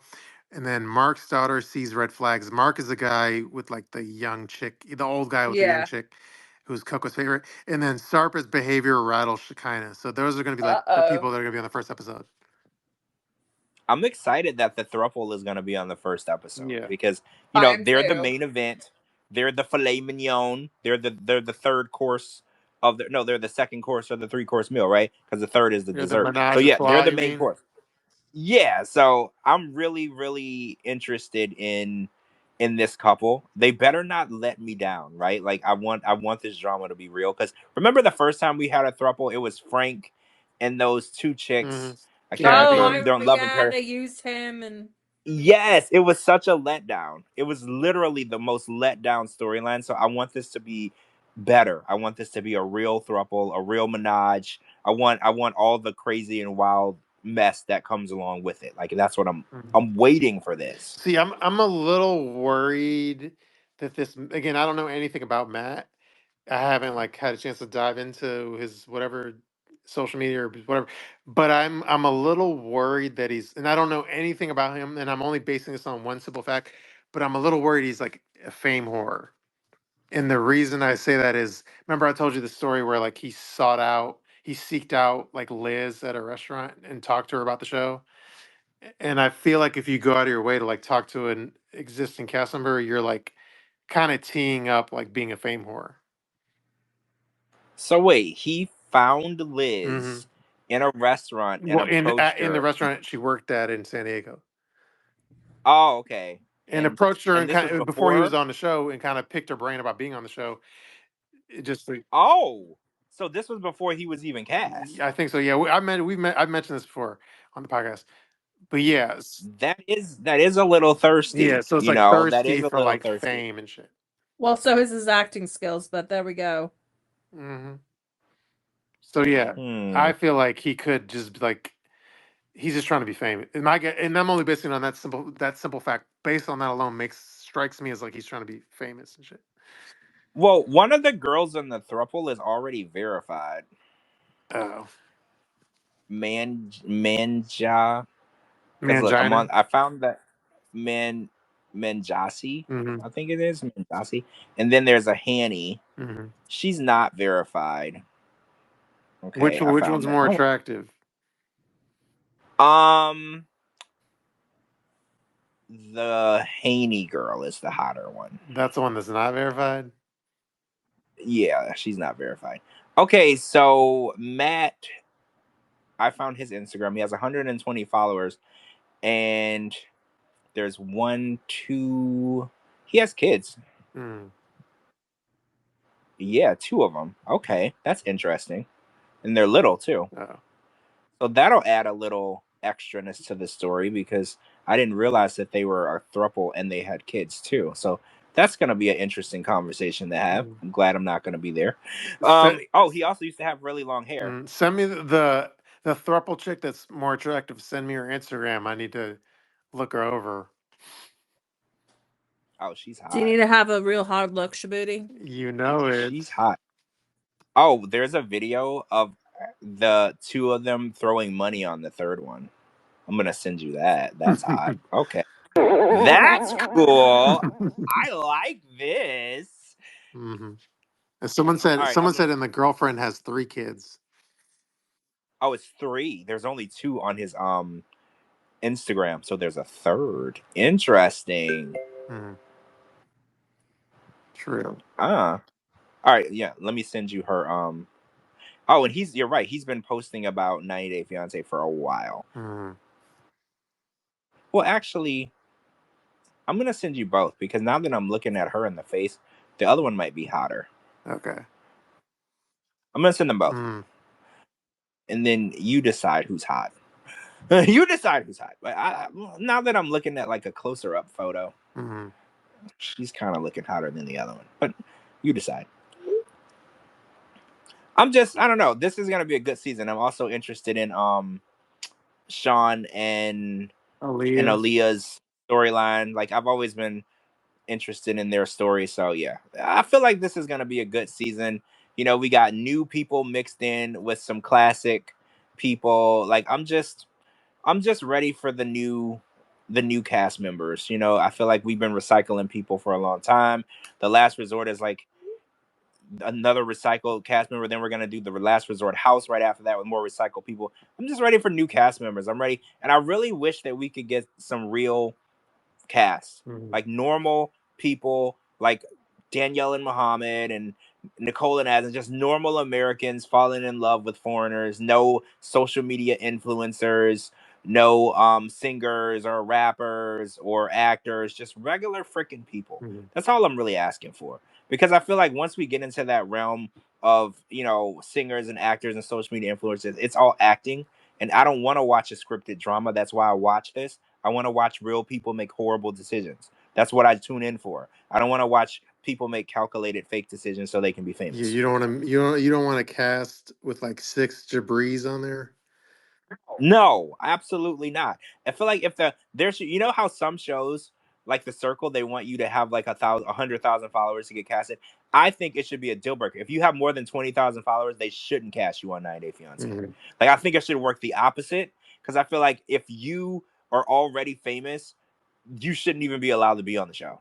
Yeah. Because I feel like it goes against the core value of the show of real couples in real situations. Because that's how we got Jabri and Miona. Jabri and Miona were already married. They just wanted to be on TV. So like I feel like if you have too many followers, that should be a red flag. And then you have like a bunch of allegedly people with like fake followers, which would be TigerLily and Nikki Exotica. Oh yeah, yeah. Nikki Exotica started the show with 1.2 million followers, right? And none of us had heard of Nikki Exotica a day in our lives until she was on the show. So it was very interesting that she started out with that many. And then TigerLily started out with 701,000 followers. The day her show premiered, she had 701,000. And it's like, who are you fooling? Like, if you have 1 million followers, you are more than known, right? Like, when I see these accounts and they have like 500,000 followers or 2 million followers, and I've never heard of them. They're just an Instagram person. And I'm like, you're not fooling anyone, right? Like, you're not. If you go out and there aren't people hounding you for photos and autographs, those are not real followers, right? Like, those are not real. There are people. I know people with 40,000 followers that go out every day and people bother them. Yeah. You know, so like if you got 1 million followers and you have to draw attention to yourself because no one even knows you're there, those aren't real followers. Yeah, I mean, Coco keeps telling us she runs into people that listen to our podcast, so we must be a little famous to ourselves. Well, that's so interesting because I don't run into people as much as Coco does. But again, Coco's in Vegas, so that might play a part in it. But yeah, I don't run into people as much as she does. People do approach me sometimes based on my voice. Like, I'll be in the store, I'll be on the phone or whatever, and they'll be like, I've heard your podcast or listen to your podcast, whatever. But Coco seems to find people everywhere she goes, which makes me think that people know us. Like, people have to know about us. That's kind of cool. Yeah, and her voice with her accent, it's hard to miss that. Well, yeah, I feel like when you hear her voice in person, people are like, yeah, I feel like people hear you talk and they're like, oh, I know that voice. You know, like it's what not porno were you in? It involved really old men. Really old men. Yeah. Oh, I saw an ad online. I was looking up something not suitable for work, and something popped up on the side of my page, and it said grandpas, and it's something along the lines of old men and young women. I'm and the so first person sorry I that of, I ended up, somehow. I think it was when I sent you those old dick pics. Yeah, I don't know why it popped up. You know how like there's an ad, and the first person I thought of, I was like, "Oh my god, this is the stuff that Coco was talking about." See, and it was like it's this very super popular. old. I didn't even know it was a thing, and it was a really old dude, and I was just like, "People watch wait, this?" how old? Tell me. Give me some He details. had to be at least like 70 something. Oh my god, he had so like gray hot. hair. Oh my god. And it was not okay. My eyes are still. Tell me more. It was not George. okay. And then the girl tell had to more. be like 22 years old, and I was thinking like, how rough is life?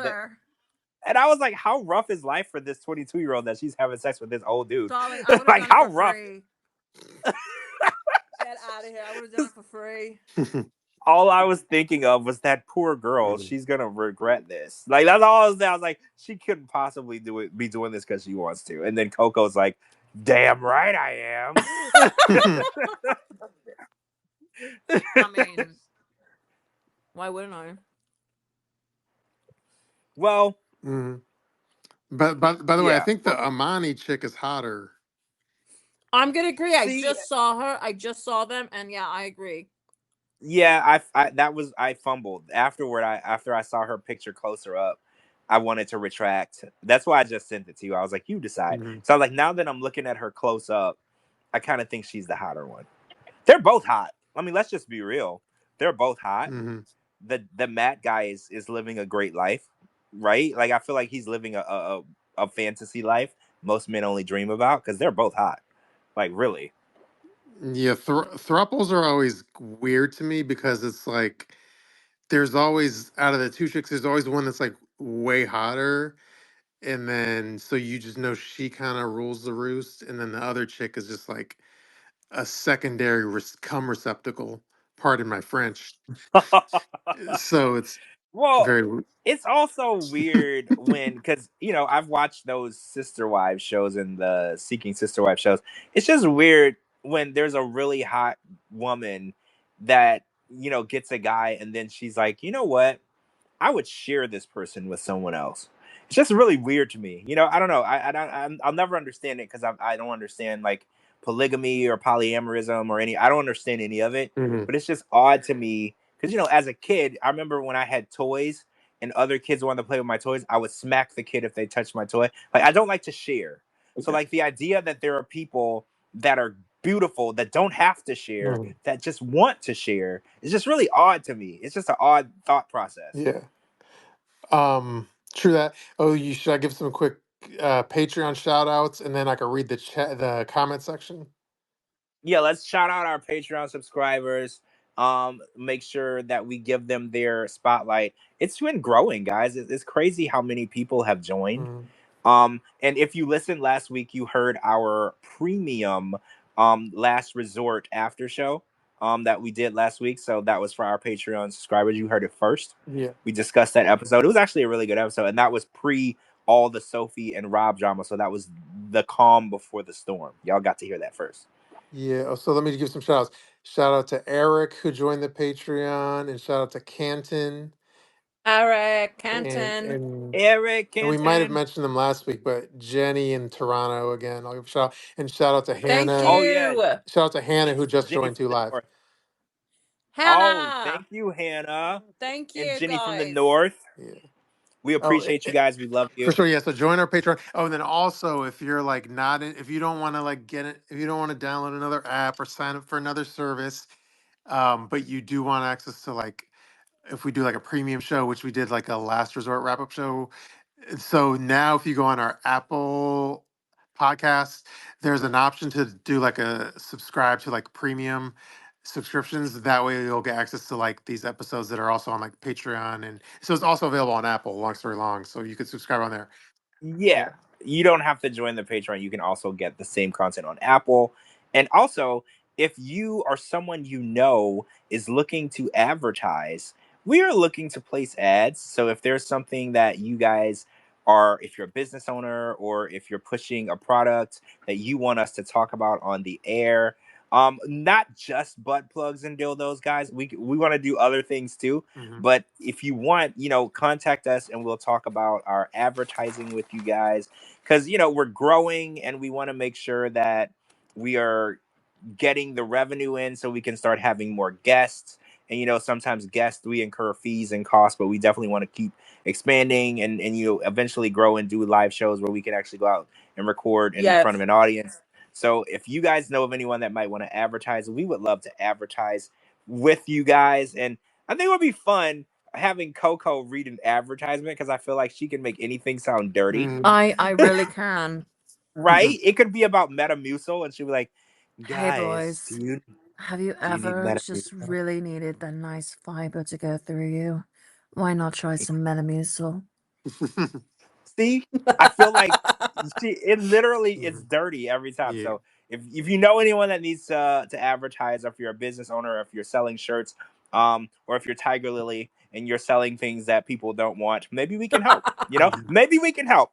Yeah, why Contact not? us, and why not, right? Yeah. I'm not saying we'll sell out for you, TigerLily. Don't misinterpret that. We will never be pushing TigerLily's products. I just want to No. make that clear. There's no Mhm. chance in hell. But if you know I mean, someone if she who's pays us selling $1 million anything, a piece, sure. well, yeah, if she does, then I'll be like, "Hi, I'm George Massey, the #1 fan of TigerLily and Adnan. If you would like to purchase a shirt for $50,000 that we had made by little children in China, Mhm. please click the link below." I would totally sell out. I'm just being honest. For $1 million, I'll totally sell Oh, Yeah. I'm a total sellout. Yeah. Yes, if you all if all these fans that are willing to pay Jasmine like $55 for 5 minutes, you can pay us $5 for how many hours in a month?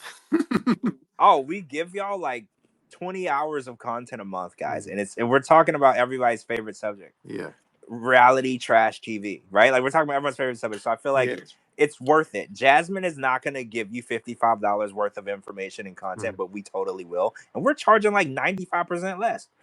Yeah, and then and anything we like initially and all like anything we've earned is like it's going because like it goes into like hosting costs and shit like that.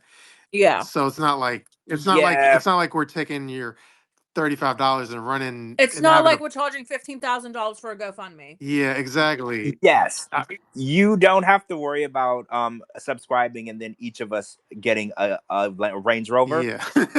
That's not what's happening here. We Mm-mm. just want to make Mhm. sure that we can keep doing this because, like Shabooty said, it costs money Yeah, to and put it's the like show out there for yeah, everyone. when we add features, like when I mentioned like you can now subscribe on Apple, like Apple chart. Well, I'm not saying it's a lot of money, but like adding a feature like that, Apple charges to add the subscription feature. So it's like so when, all these bells and whistles we're adding cost money. So, but we're anything we do earn, it's like pouring back. It's being poured back into the show. So yeah. Absolutely, absolutely. And in the future, We're gonna have shirts. Mm-hmm. Let's say 90 Day Fiance Fridays with our catchphrases on them, and we're gonna start doing contests and stuff. So Patreon subscribers will see those first. Yeah. So that might Yes. be a tempt for you to join Patreon. And you might not want to wear a Coco shirt in public because it's gonna say something dirty. I mean, But if you want to, sure. if you want to, we're not telling you not to, but don't wear it to work. No, do not. That's not NSFW.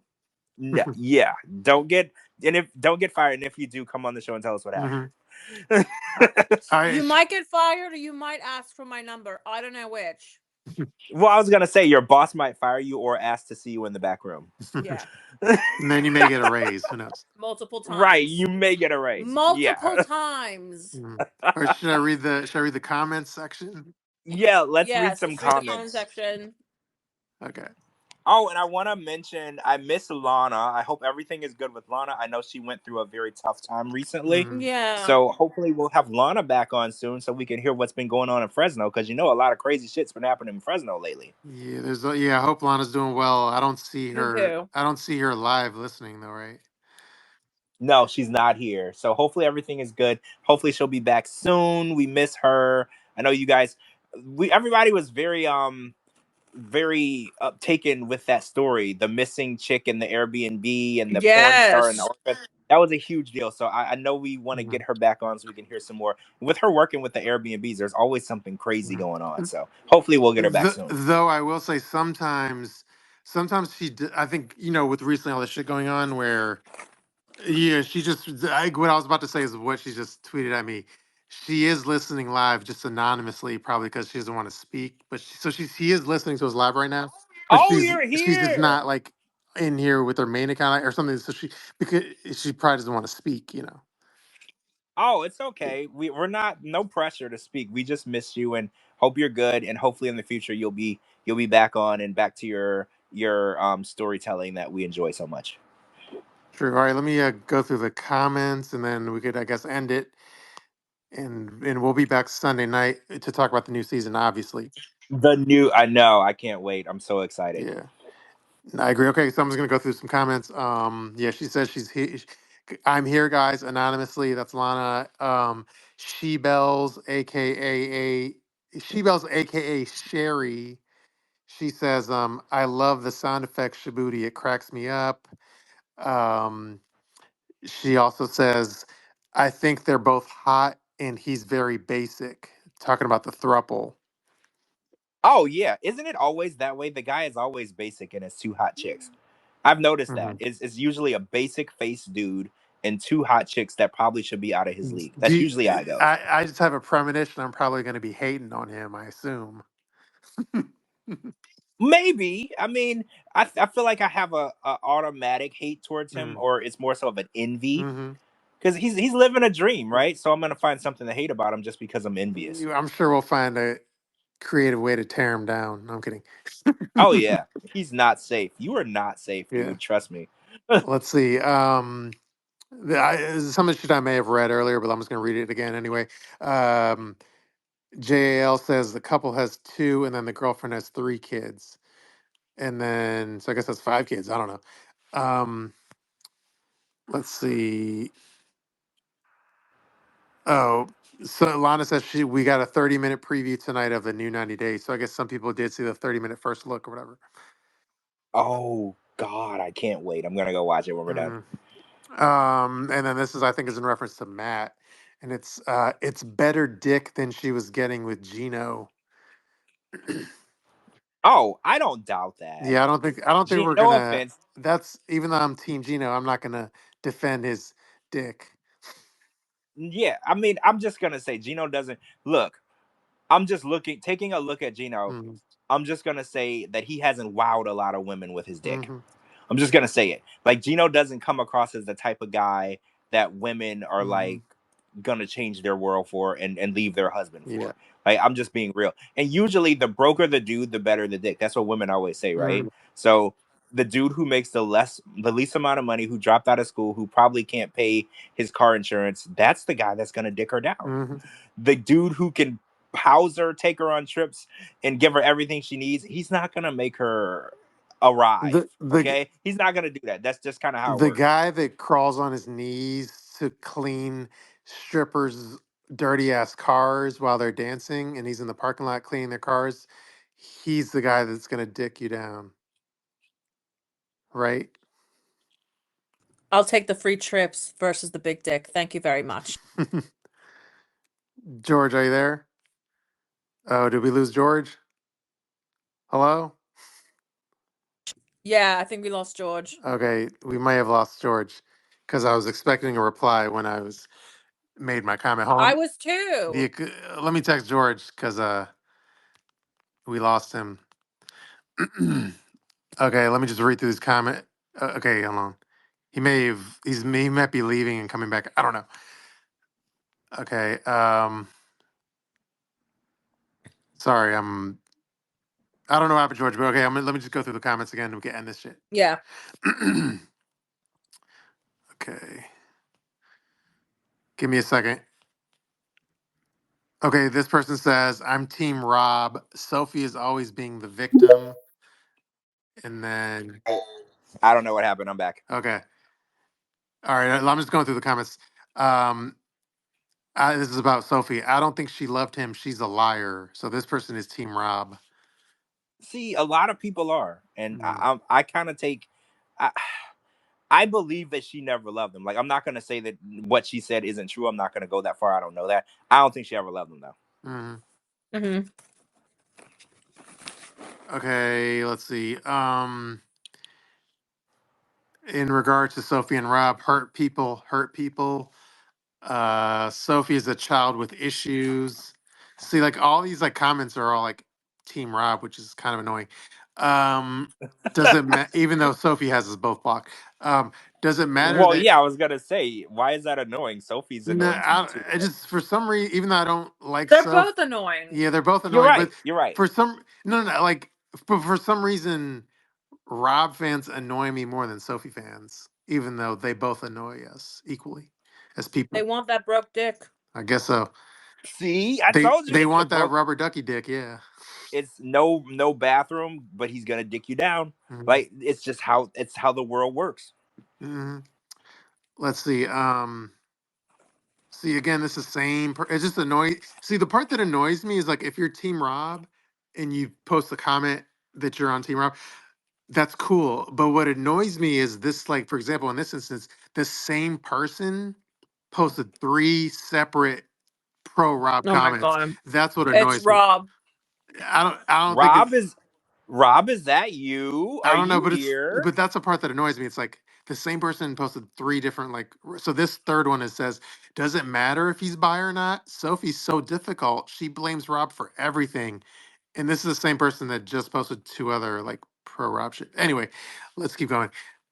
Gina, your friend says, I told George as well. I don't even think Sophie made it to Toronto on February 7th. Yeah, I don't.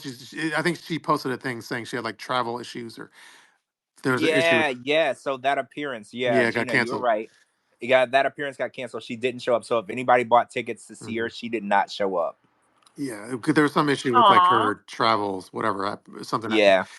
Um, again, this is another pro Rob thing. It says, "I come from abuse. Sophie's trying to make something out of nothing."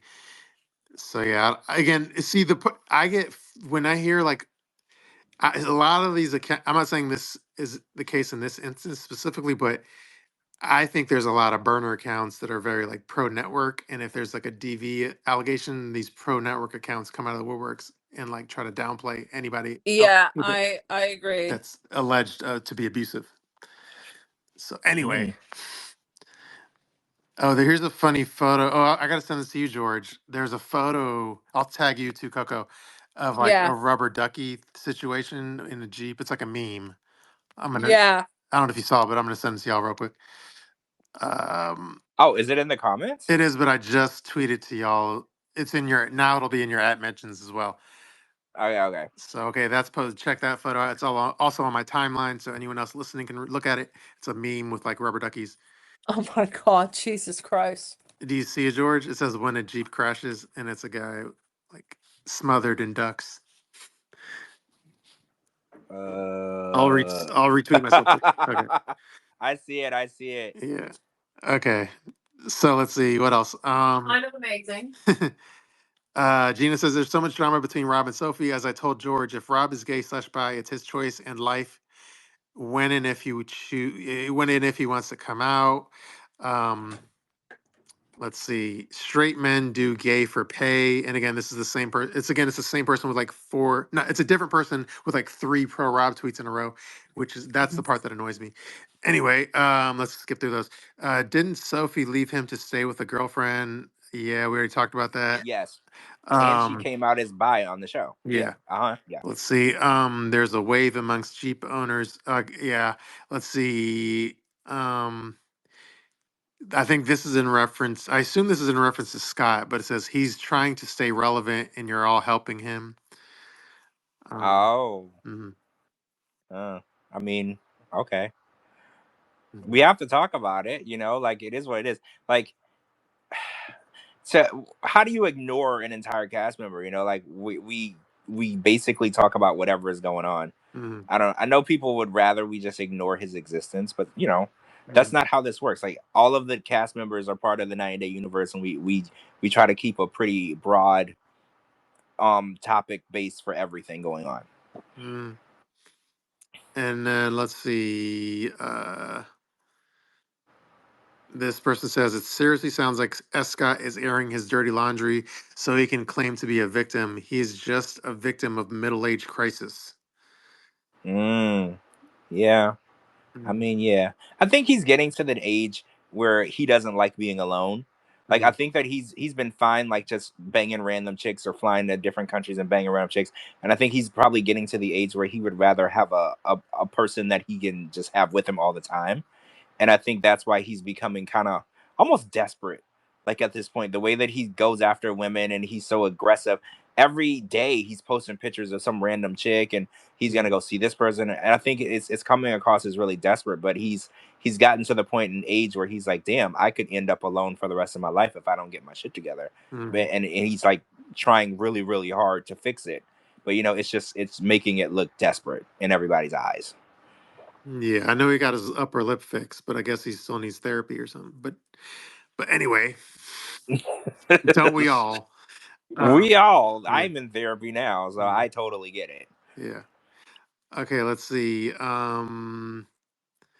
Do you inhale when doing hookah? That could be the reason. I don't know. Um, Oh, so you're not supposed to inhale when you do hookah? I've never done it. I've done hookah. I think Do you inhale it or no? a little bit, yeah, but not. Yeah, Because you don't want to. I know with cigars you're not supposed to Mhm. inhale it either, right?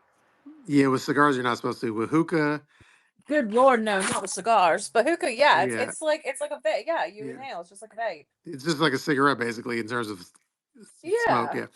Anyway, yeah. Let's see. Let's see. I'm just going through comments. Niles is from Mobile, Alabama. I have family there. Um, I think this someone else says. I think we'll be seeing these GoFundMe campaigns more. I think we all agree with that. Um, Yep. at least we're not hearing from Mangela. Uh, Michael needed help. Let's see. The GoFundMe is at 15K. I feel you, George. In my opinion, Niles should do an update what he's going to do with the rest. If he's going to donate it to charity, the remainder, okay. Michael had to put up with Angela. I definitely do not think Niles is going to donate it to charity. Oh no, absolutely not. He's Yeah. gonna keep it. Mm-hmm. But yeah, that's true. He should make an announcement and be like, "Yeah, this is how much I needed to get Matilda here, and then I'm gonna use this, say, for instance, to put a down payment on a bigger apartment, or to get a nicer car, or something more reliable, so we can get around." Like, you need to tell people what you're gonna do with their money. Mm-hmm. Like, it's not just like you won the lottery and you do whatever you want. You should at least have a plan and say, look, you guys were more generous than I believed you would be. So this is my plan. This is what I'm going to do with your money. I'm not going to squander it. I'm not going to go to the casino. I'm not going to buy $1,000 jacket. Like, he should at least tell people what's going on. I agree with that. Mm-hmm. Okay, this person says, I agree. I agree. He should stop when he met his goal. But I've also seen people say, "quote Don't block your blessings," encouraging them to let people give what they want. I don't think he's scamming. Maybe just listening to the wrong people. Um, let's see. Where's his thank you? Um, I don't know how they work, but he should have stopped it at 8K. This is about Ari. It says maybe Ari's really trying to say she is the reason he's in the United States so she could get credit for his success. Um, Same here, George. I can't stand her. She's a control freak. I assume that's about, yeah, I think that's about Ari. Um, Ari had nothing to do with this. Let's see. Well, I want to say something real quick. Mhm, I don't like it when an American brings a person over here and then tries to be like, well, your whole life exists because I allowed it to. I brought you here. And mhm, like try to make the person feel like, well, you owe me everything because if I wouldn't have brought you here, this would never happen. It's like you brought them here because you love them. You might not love them anymore, or that could have changed. You might have broken up, but you brought them here simply because you wanted to be with them. They don't owe you anything. And I think a lot of times people bring someone over from overseas and then they're like, well, you owe me your life because if it wasn't for me, none of this would have happened. And Ari saying that, it's so nasty to try to say, well, your life had no value until I gave it value. That's really, really messed up. mhm. You know, like to make the person feel like, well, you were nothing until I made you something. That's a horrible thing to say to somebody. Yeah, I agree. Um, Someone said Ari had nothing to do with this. Nothing. Mhm, I bet you she probably didn't even know about it until she saw it on TV. Because I guarantee you, Biniam is not talking to her, mhm, right? Like I guarantee, I bet you she didn't know nothing about it until she saw it and then tried to take credit for it. mhm. All right. Um, Someone said, "What do you?" This was more of a last resort thing. What do you think? What do you think Gino's big reveal will be regarding the therapy session where he didn't want to speak? Then he gave some lame statement. Oh yeah, and then Jasmine, we were in the room and she was like, "Tell me what you were gonna say," and then the episode ended. Mm, So yeah, I mean, a lot of people are saying that he was cheating, which I just don't think Gino has it in him to cheat. yeah. He doesn't like to have sex with his wife. You think he's gonna make time to have sex with someone else? So I don't think it's that.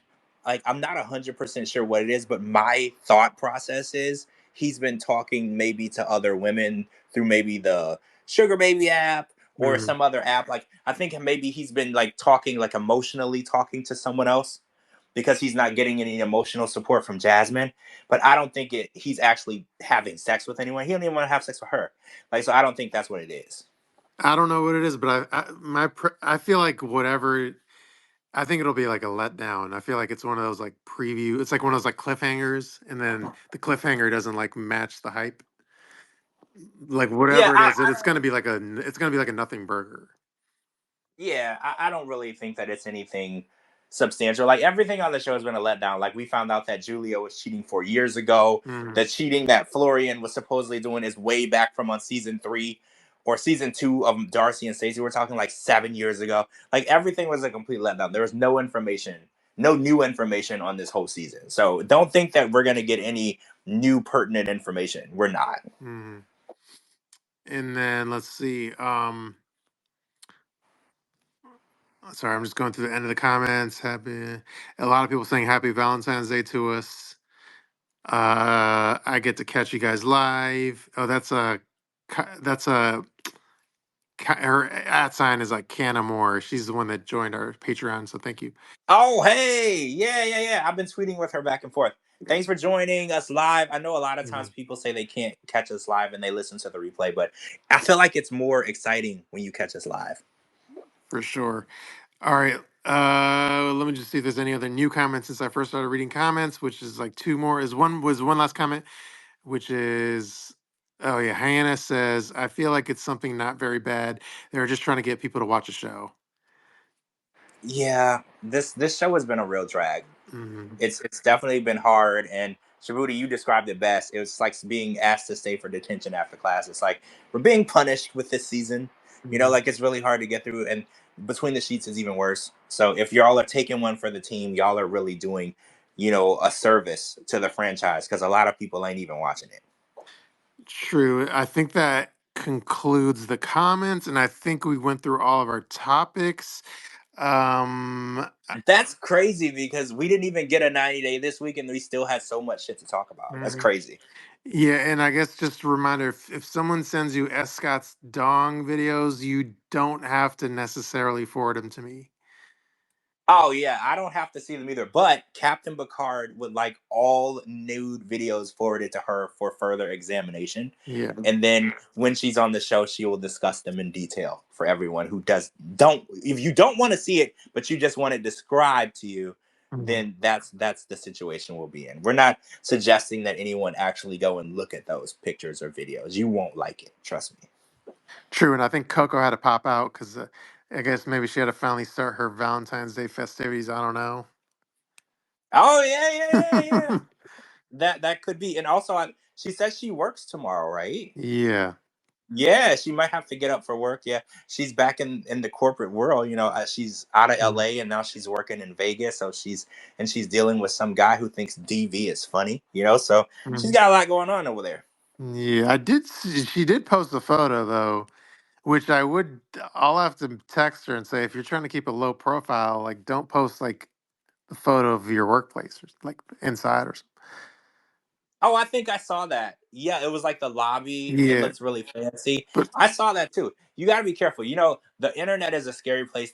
People can find out things on little to no information. So, I've done it. Remember when Jasmine posted a photo of her at like Aldi or Lidl or some shit, the grocery store, and then oh I was yeah, able the to figure it out. Aldi's It in was like in Clearwater. Clearwater, and I found it on Google Maps, like the exact store and exact parking lot she was in and Yeah, shit. the same palm tree with Yeah. the rocks, everything. So yeah, you gotta be careful. And then in Vegas, everything is kind of an iconic location. So if you work at like a casino or a hotel or a restaurant, these are very iconic locations. So people can tell based on a little tiny area where you are. So yeah, just be careful. We don't want anybody getting stalked or bothered at work. This isn't like Loren where he gives you the address and his shift and he posts it online. Some people do want some anonymity, when it comes to their personal life. Yeah, Lauren has like a protective STD barrier, so he's more offensive to you than you to him. Well, yeah, you need to be wearing a condom when you come in contact with him, even if you're wearing clothes. Like just don't be too non-cautious when it comes to Lauren. You don't want to leave Vegas with something you didn't get there with. All right. Any other thing before we end it?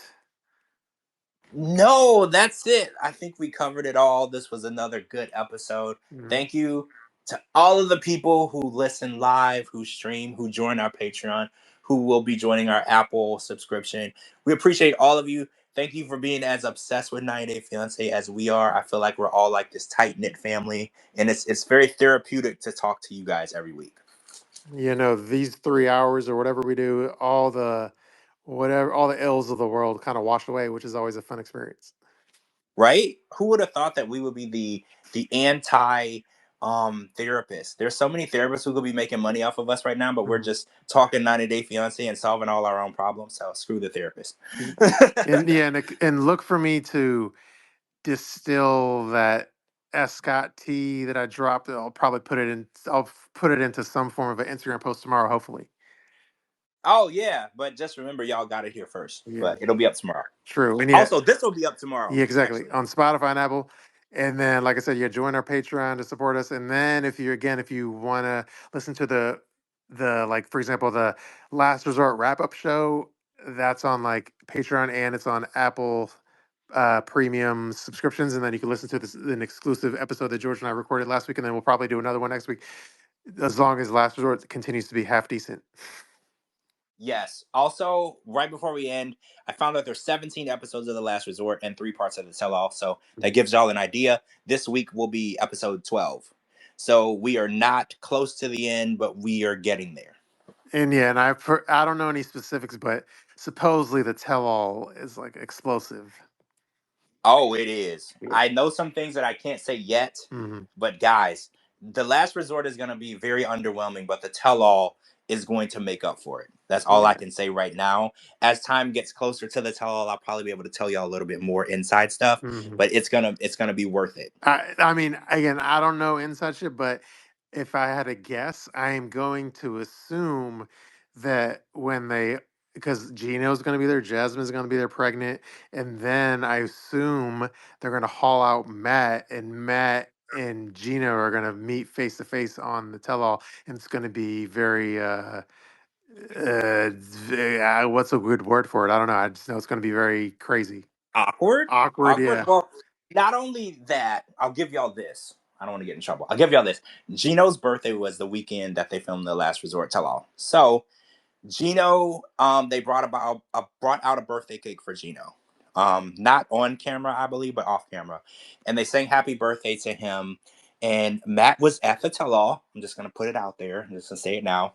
If I get in trouble, I get in trouble. Matt was at the tell-all, and something that Jasmine did is what sparked a lot of controversy. And you'll understand this more later. But she came out, got a piece of cake for Matt of Gino's cake, and brought it to him. So Matt didn't participate in the singing or whatever, but Jasmine went out because obviously Jasmine isn't going to eat cake; she's a vegan.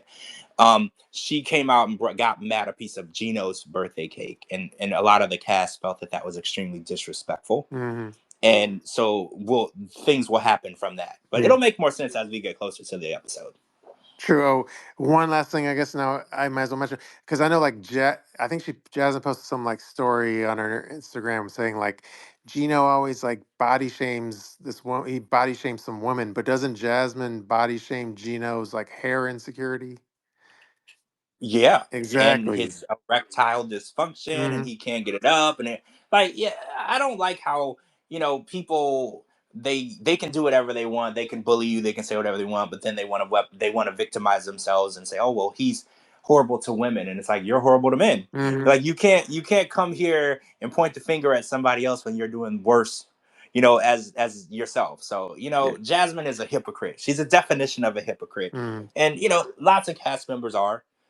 Sophie can be a hypocrite at times, right? So can Rob. So it's just funny when I see the hypocrisy going back and forth, and it's like nobody can see that they're the bigger hypocrite. True. All right, let's end it there. Yeah, we'll end it there, guys. We'll be back Sunday night after the premiere, the OG 90 Day Fiance season. Thanks for listening, everybody. You have a wonderful what's left of Valentine's Day. If you didn't have a Valentine for today, we're your Valentine. We love you guys, and we'll talk to you soon. All right, y'all. Thank you for listening to 90 Day Fiance Fridays on the actual day, which is Friday. Finish Peace out, everybody. him. Okay. Finish him. Bye.